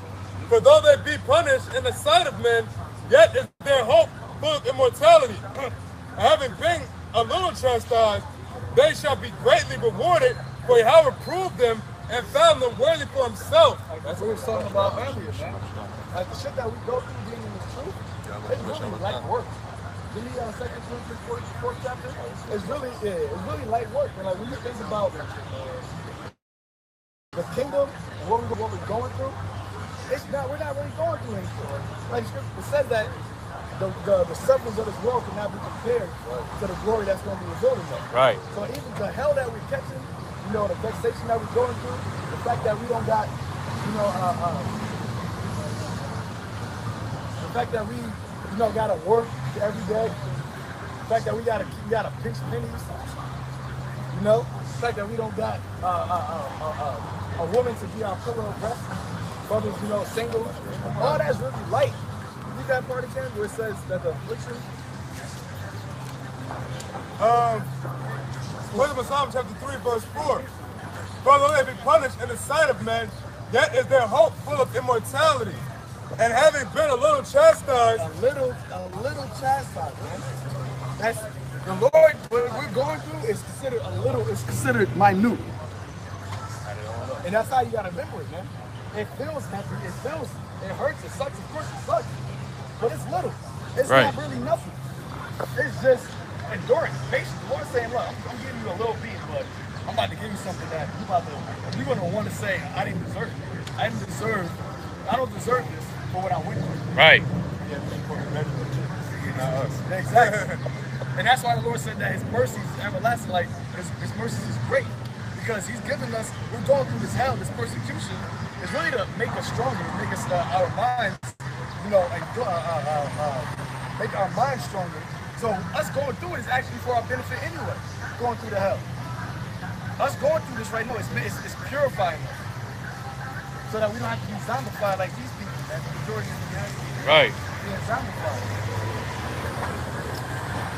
and having been a little chastised, they shall be greatly rewarded. For Yahweh proved them and found them worthy for himself. Proved them. This is, we got, and the scripture says that we haven't even strived yet to blood. When the time when Esau comes down upon us, the hour of temptation, that's when it's going to be the final exam. We're just taking, you know, quizzes right now. When you go through your week and something happens, that's a pop quiz. You didn't know what happened, but that's a little pop quiz that you got to go through, that you got to get through. Right. So you just got to take it. Now, if you've been studying, if you've been constantly studying, when that pop quiz comes, you'll be able to pass it. Studying how? You know, staying in the scriptures, meditating, fasting, praying. So when that pop quiz happens, you're like, oh yeah, I'm ready for this. You go back to the scriptures, you remember, you know, this scripture for this scripture for that. So your mind is constantly prepared for all the tests that you're going to get. And that's how the Lord proves it. Because in the end, what you do, you graduate, you get the crown, you get the everlasting life. Go ahead. As verse 6 of Wisdom of Solomon chapter 3. As gold in the furnace have he tried and received them as a burnt offering, and in the time of their visitation they shall shine and run to and fro like sparks among the stubble. That's right, man, like gold in the furnace. Because all the gold that people got on now, they didn't, that gold wasn't like that in the beginning. That gold had to go through a purification process for you to get it on your wrist or on your neck. And that purification process is fire. Gold goes through a melting process. It goes through a lot of heat in order for it to shine and look like that. So that's what the Lord is doing to us.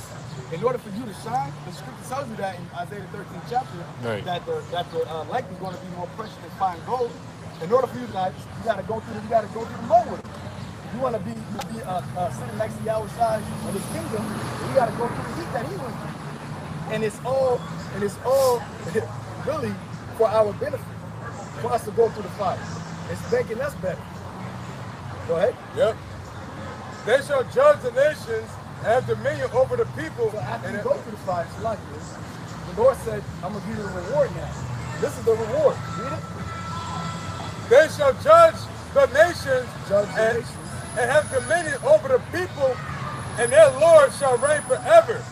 They that put their trust in him shall understand the truth, and such as be faithful in love shall abide with him. Faithful in love. This is the love, man. This is the greatest love. Pushing his word out. Waking up our people, man. And being faithful, being constant. You being in this truth. The scripture says you gotta give all diligence, man. Not some diligence, not sometimes. Alright? Because the Lord talks about, being lukewarm. You gotta be faithful in love. Because the Lord is faithful towards us. Right. All the times that we went off, he didn't say, you know what, fuck it, I'm going to just deal with another nation. He said, I'm still dealing with you.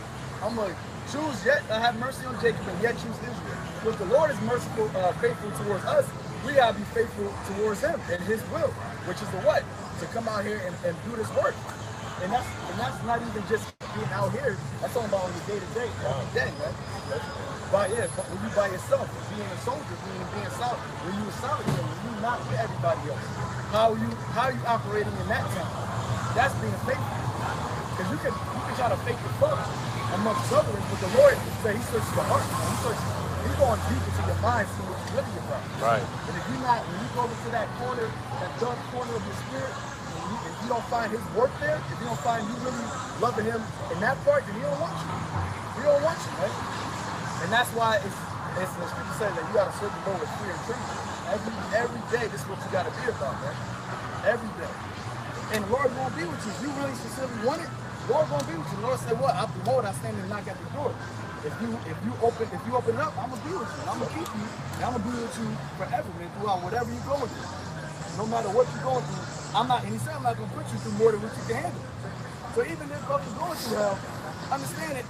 The Lord made it that way for you to go through it, just so that you can be refined and be better and be delivered. And He's not gonna put you through something that's gonna make you fall off. Exactly.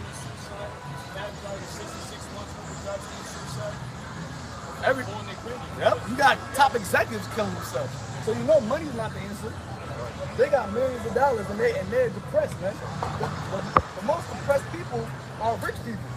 People that got a lot of money. You see, it's crazy. And you see a lot of Jake that's poor and everything. But they be in good spirits.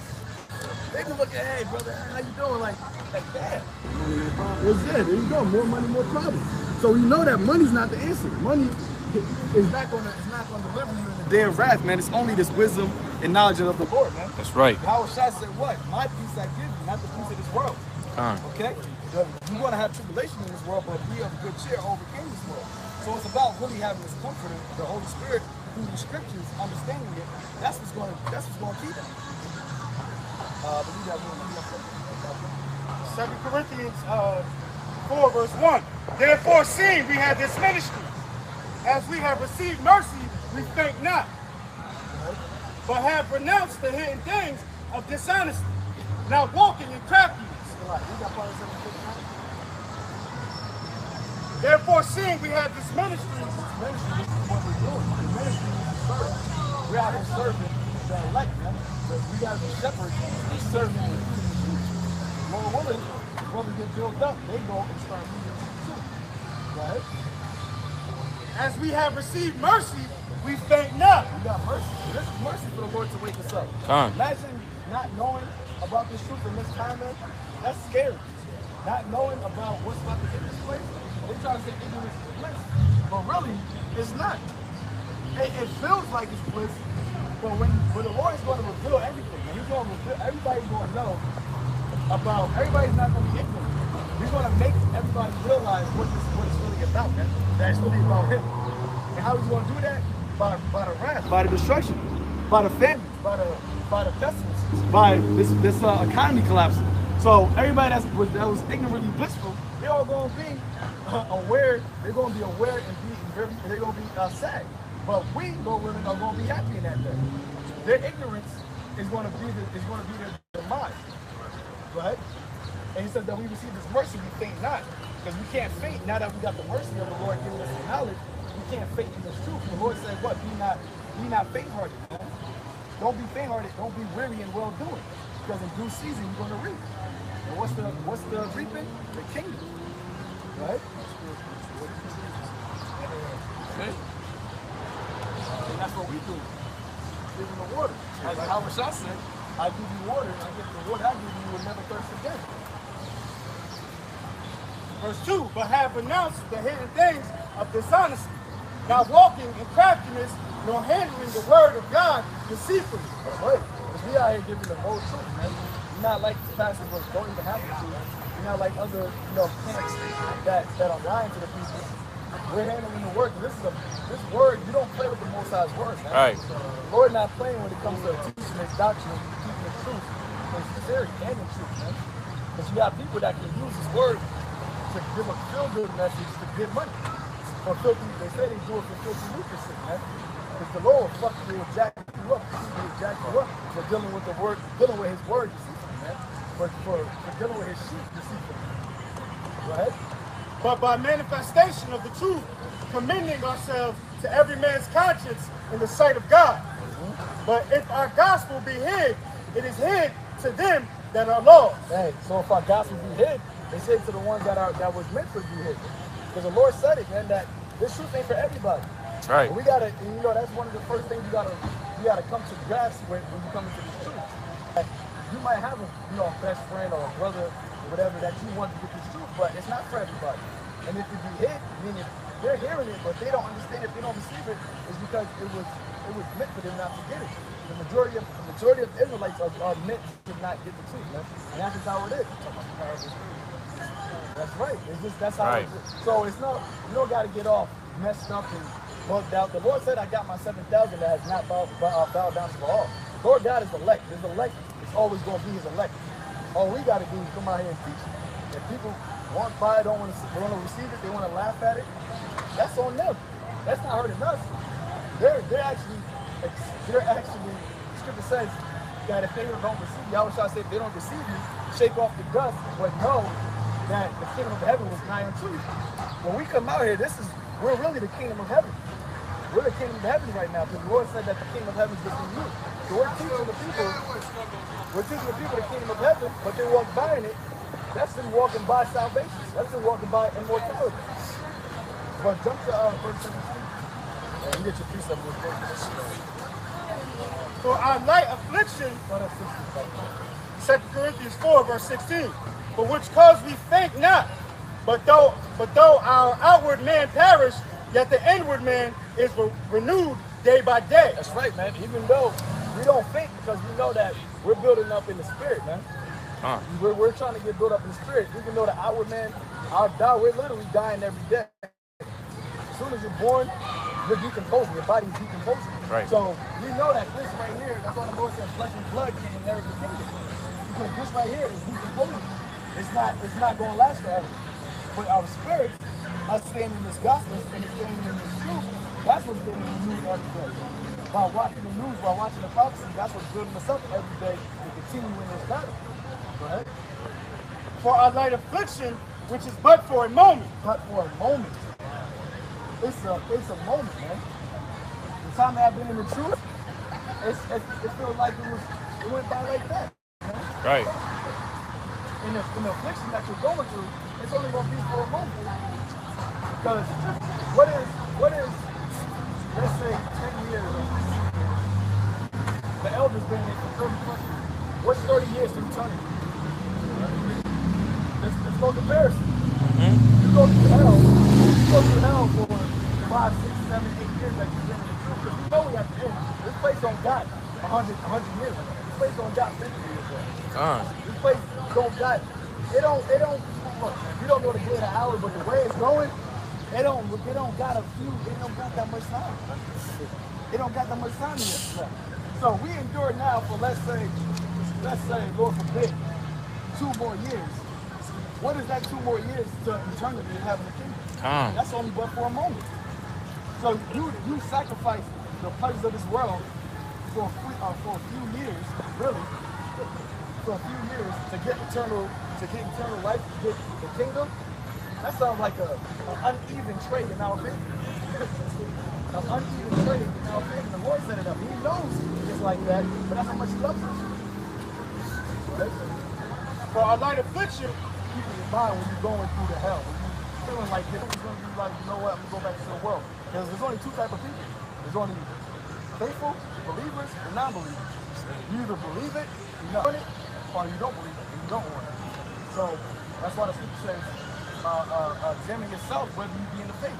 Do you really have the true belief that this is what we're going to get? And if you do believe it, then you got to show you believe it. You can't just believe, because people say faith without works is dead. You can't just believe it. We want you to prove that you believe it. Show me you believe it. Give it up. Give up this world and work towards the kingdom. Right. It says, first, seek ye first the kingdom of heaven and His treasure, and everything else is going to be added. There you go. That's right. and speaking of storing up your treasures in heaven, because people in this world, the faithless people in this world, they trust in this system, they trust in their riches and their money, but little do they know there's a curse of the Quran. And then also, this is what the Lord said on, let's start. This is the book of Proverbs, chapter 23, verse, we start at 4. Labor not to be rich, cease from thine own wisdom. Without set thine eyes upon that which is not, for riches certainly make themselves wings, they fly away the eagle toward heaven. And that's happening right now with this money system. And these riches that people have and aspire to get don't mean nothing. Your FRNs, your dollar bills don't mean nothing. That's right. You get it and you lose it. Pocket, you got what does it say? Holes in pockets. Pockets with holes. Your Pockets with holes. That's your money. It really feel like holes with pockets. Yeah, because like when you think about it, you get your check. Let's say your check is, I'm speaking $700. Are you really going to be able to keep that $700 and do what you want with it? No, because first of all, taxes taken out, so you probably make more than, because you ain't got to pay gross pay. But you got $700, you got to pay. You may got to pay $300 for rent. You got to pay your phone bill, and your car insurance might be due. Or you might have to forget, you might have to lapse some bills. Like, yo, you know what? I get that next go around. People done it. And that's why this is a debt-based system, because this money don't mean nothing. Right. That's why the Lord said labor not to be rich, because it don't mean nothing. It don't mean shit. It don't mean shit. And the riches, That's why Howard Starr said, man. Riches get pulled. Because of the deceitfulness of riches, man. But we got close to that Matthew 13, like 38. Matthew 13, 38. It talks about the cares of this world and the deceitfulness of riches. Because people actually will deceive to think that riches actually is what is needed in order to have, to have the kingdom. They think that if I got money, I made it. But that's why the Lord is going to just take the money away. He's going to take away that God. That's a God. Money is a God in this world. The Lord is going to destroy that God. He's going to wipe out riches, and then what you going to have? He's going to destroy all the gods of the earth. Right? Money is a God. You got people that idolize those people. So they're gods in their lives. You got these idols, actual statues. We're going to destroy every single idol, man.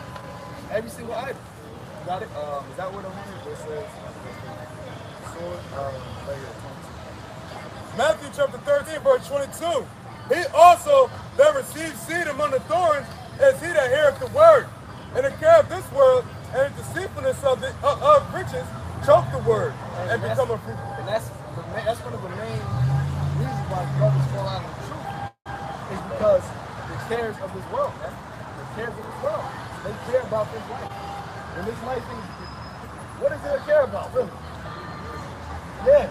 Like, you really trick yourself into thinking that this life is actually the epitome of living. Right. So you fall out the truth, you fall out what you're really supposed to be fighting for because of the cares of this world and the deceitfulness of riches. Because putting your trust in riches is actually deceiving you. Because we all know that it's fake, it's funny money, it's fake. And that it's not worth nothing. So you trick yourself into thinking that this is really worth something. So when you do that and you put your riches in that, you put your mind, your treasures, as we were saying before, you put your treasures in your heart in that, then you're going to fall back into the ways of this world because that's what these devils promote. These devils promote the money. And it's their faces on the money. So you really are promoting their God. Now we understand that money is an offense, but that ain't the end all be all, man. So, you got something? Hebrews 11, verse 7. By faith, Noah, being warned of God of things not seen as yet, moved with fear, prepared an ark to the saving of his house, by the which he having faith in what the Lord said he's going to do, the promise, right? That's what it all goes back to. Noah had faith that the Lord was going to deliver him from the flood. Even before it happened, he had faith. Right?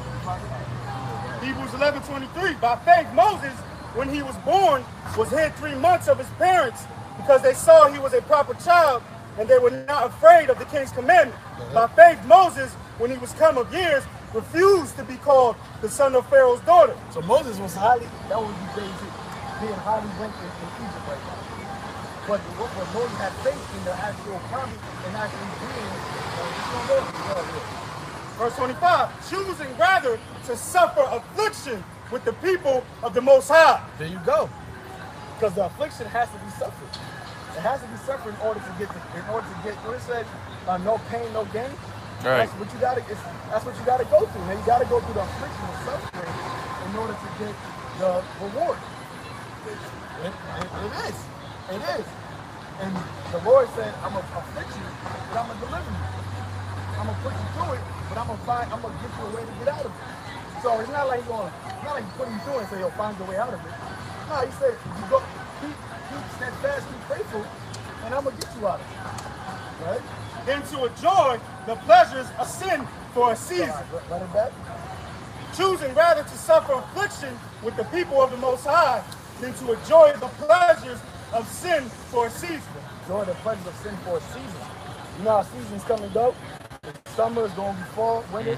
That's what this is, man. This life is just a season. It's a moment in time for a short season. But guess what? The kingdom of heaven is going to be one season. The old saying in Rome says the sun doesn't set on Rome. Well, it did set on Rome. That was a lie. But the sun ain't going to set on us. We're going to have the same season of the kingdom forever, being rulers forever. Right. There ain't going to be a season of the kingdom. And then we got to go back into slavery. 1,000 years is over. We got to go back into slavery now.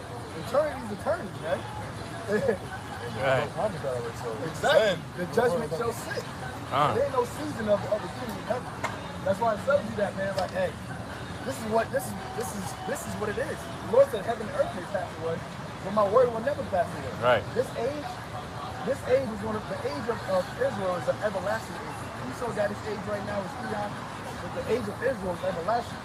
This is a perpetual, non-stop. So Moses, when he said, choosing to suffer the affliction, that was for a moment.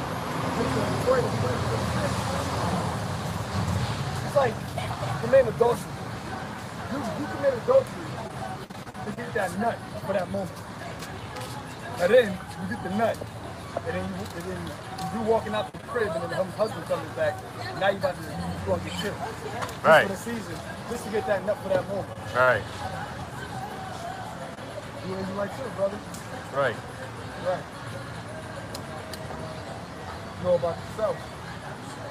Good. That's good. You know America's going to be destroyed too. During Third World War. Right. The Lord, I'll say you how it's coming back. To deliver the children of Israel. Elect. That's right.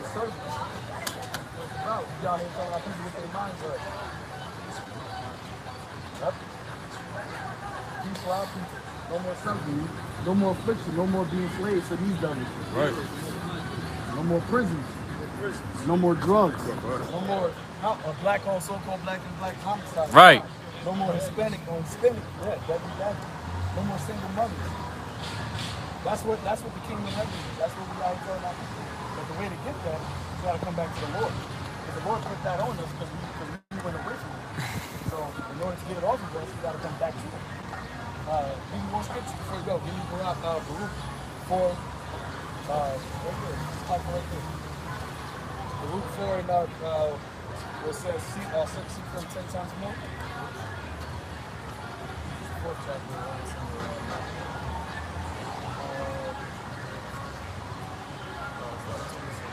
Baruch chapter 4, verse 26. My delicate ones have gone rough ways and were taken away as a flock. Caught of the enemies. These are enemies. How we got over here? Got over here and it's slavery, slave ship. It's still my delicate ones. Our people supposed to be delicate towards each other. We're not supposed to have the people lie towards their brother. You know, look, you got so-called black people killing each other over Jordans. Stepping on a pair of Jordans or for some money. That's social media, you know? That's what we're supposed to be delicate towards each other. We're supposed to be loving towards each other. But we're going rough ways. So now that we see our people are supposed to be the beauty of the earth. And we see our people are beautiful people. But because we've been brought low, because we went against the Lord, both at the commandments, we've gone rough ways now. So our people are looked at as being beasts, doesn't have self-control, thinking that all we do is rob, steal, and kill. But we're supposed to be actually kings and priests of the earth. Everybody's supposed to look at us as the Most High. Right. So that's not what's happening right now. Because we're mistaken. Our enemy, so-called white man, is our chief. of these other nations are enemies. But we're not supposed to be enemies towards each other. You on YouTube. We don't got nothing. We don't got no fly, but we out here every Saturday. Every Saturday we out here. Okay. Okay, yeah. Yeah, the brother is there. I always stand. Yeah. That's good. You know? Our people gotta wake up. Hey, Lord willing. That's right. That's what we're looking for. We're looking for the people that's tired of this place. Right. Because our people, you gotta be tired of this place. Yeah. You gotta get in, man. You gotta get out of here. We need rest. We need access. That's right. He says that we're gonna sing aloud upon our right. bed. You wake up singing, or you wake up stressed over bills and having to worry about all the BS of this world. Oh, hey, that's good. Yeah, that's good. That's good. Praying that we get out of here. But in the kingdom, we're gonna be waking up singing. Waking up, you see him coming to America? That's how we're gonna wake up. You see when you woke up, whatever you want, your highness, that's what we're gonna have, man. That's the promise of the king for our people. And it's only for us. It's not how they try to say these churches. It's for everybody. The Lord only loves Israel. That's right. We're the Israelites, the sons of the cloud. Every Saturday, bro. All right? Okay? You too, bro. Questions? That's you? Kazawan. Yeah. Please, brother. Be of good comfort, O my children, and cry unto Yahweh, for he shall be remembered of him that brought these things upon you. There you go, man. The Lord remembered. Lord didn't forget, man. Lord didn't forget. Lord said that even if you want to forget, I didn't forget. I didn't forget what these devils did to you. I didn't forget that you're my children. Even if you want to forget that you're my children, nah, niggas, y'all my children. Right. Y'all will, and guess what? Because y'all my children, I'm gonna beat your ass. But I'm gonna save a certain of y'all so that I can bring all y'all back to being my children. But that's the love. That's the love that the Lord has for us, man. He said, be of good comfort, man. Go run that back right there. Baruch chapter 4, verse 27. Oh.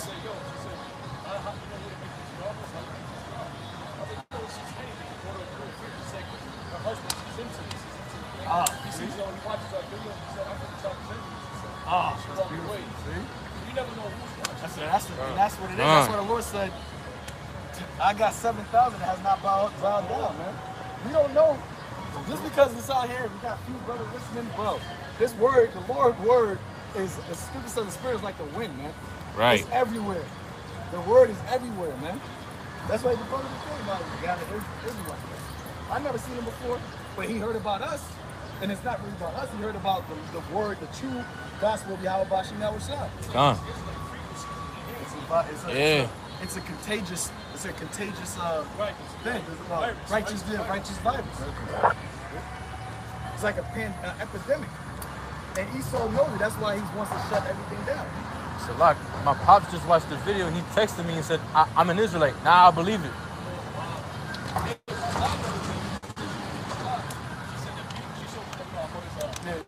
I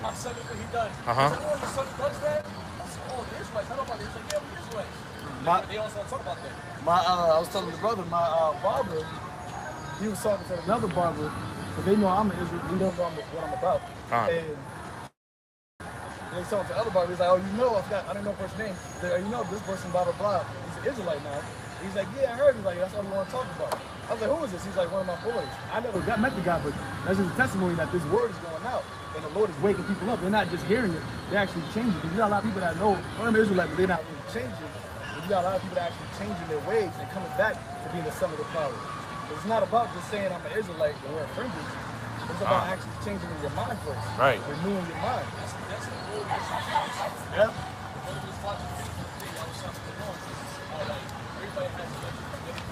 God. Yeah. But that shit, we always talk about that in the spirit, but we broke it down with the science. When you go home, you gotta like wash yourself. If you touching people's hands that got demons on them, the message with your frequencies and stuff like that. You would take that home. You might argue with your wife and stuff like that. The first thing you do is wash your hands, take a cold shower to wash that off. So once you're in the truth, and then like you said, the angels celebrate every time they wake up. Right. It's a reborn. It's like a different actual frequency. A new man. And energy. You look at brothers' eyes. Brothers got something in their eyes that nobody else got in this world. Brothers and sisters in this world, they got something in their eyes, that innocence, that good innocence. The purity. The holiness. There's a holiness separate. That's why you're not supposed to, lay no hand suddenly on no man. Because you're doing that, you don't know what this person's about. Right. So it's supposed to prove every brother. Because you're not supposed to want to have, I mean, the scripture says that you're going to have, people that come in unawares. That's just, the devil being the devil. But you're not really supposed to have demons around you, man. You're not supposed to have those demons. That's why you're not so, the scripture says, what communication does Howard Shine have with Baal? They can't mix. Can two walk together unless they be agreed? Mm-hmm. You can't mix, man. The left hand not gonna mix with the right hand. Go ahead. My delicate ones have God. Oh, excuse me.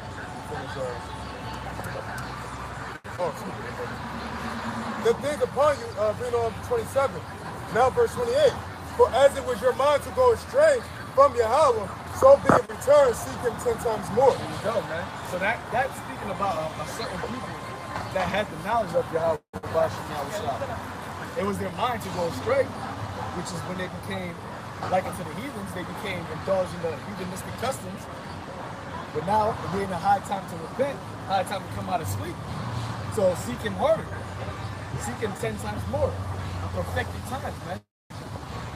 Go search these scriptures, search the face of Yahweh Shem Yahushai even harder, man, because this is the time to seek him. Right. Because if you don't seek the Lord, when time for the hell to come, he ain't gonna seek you.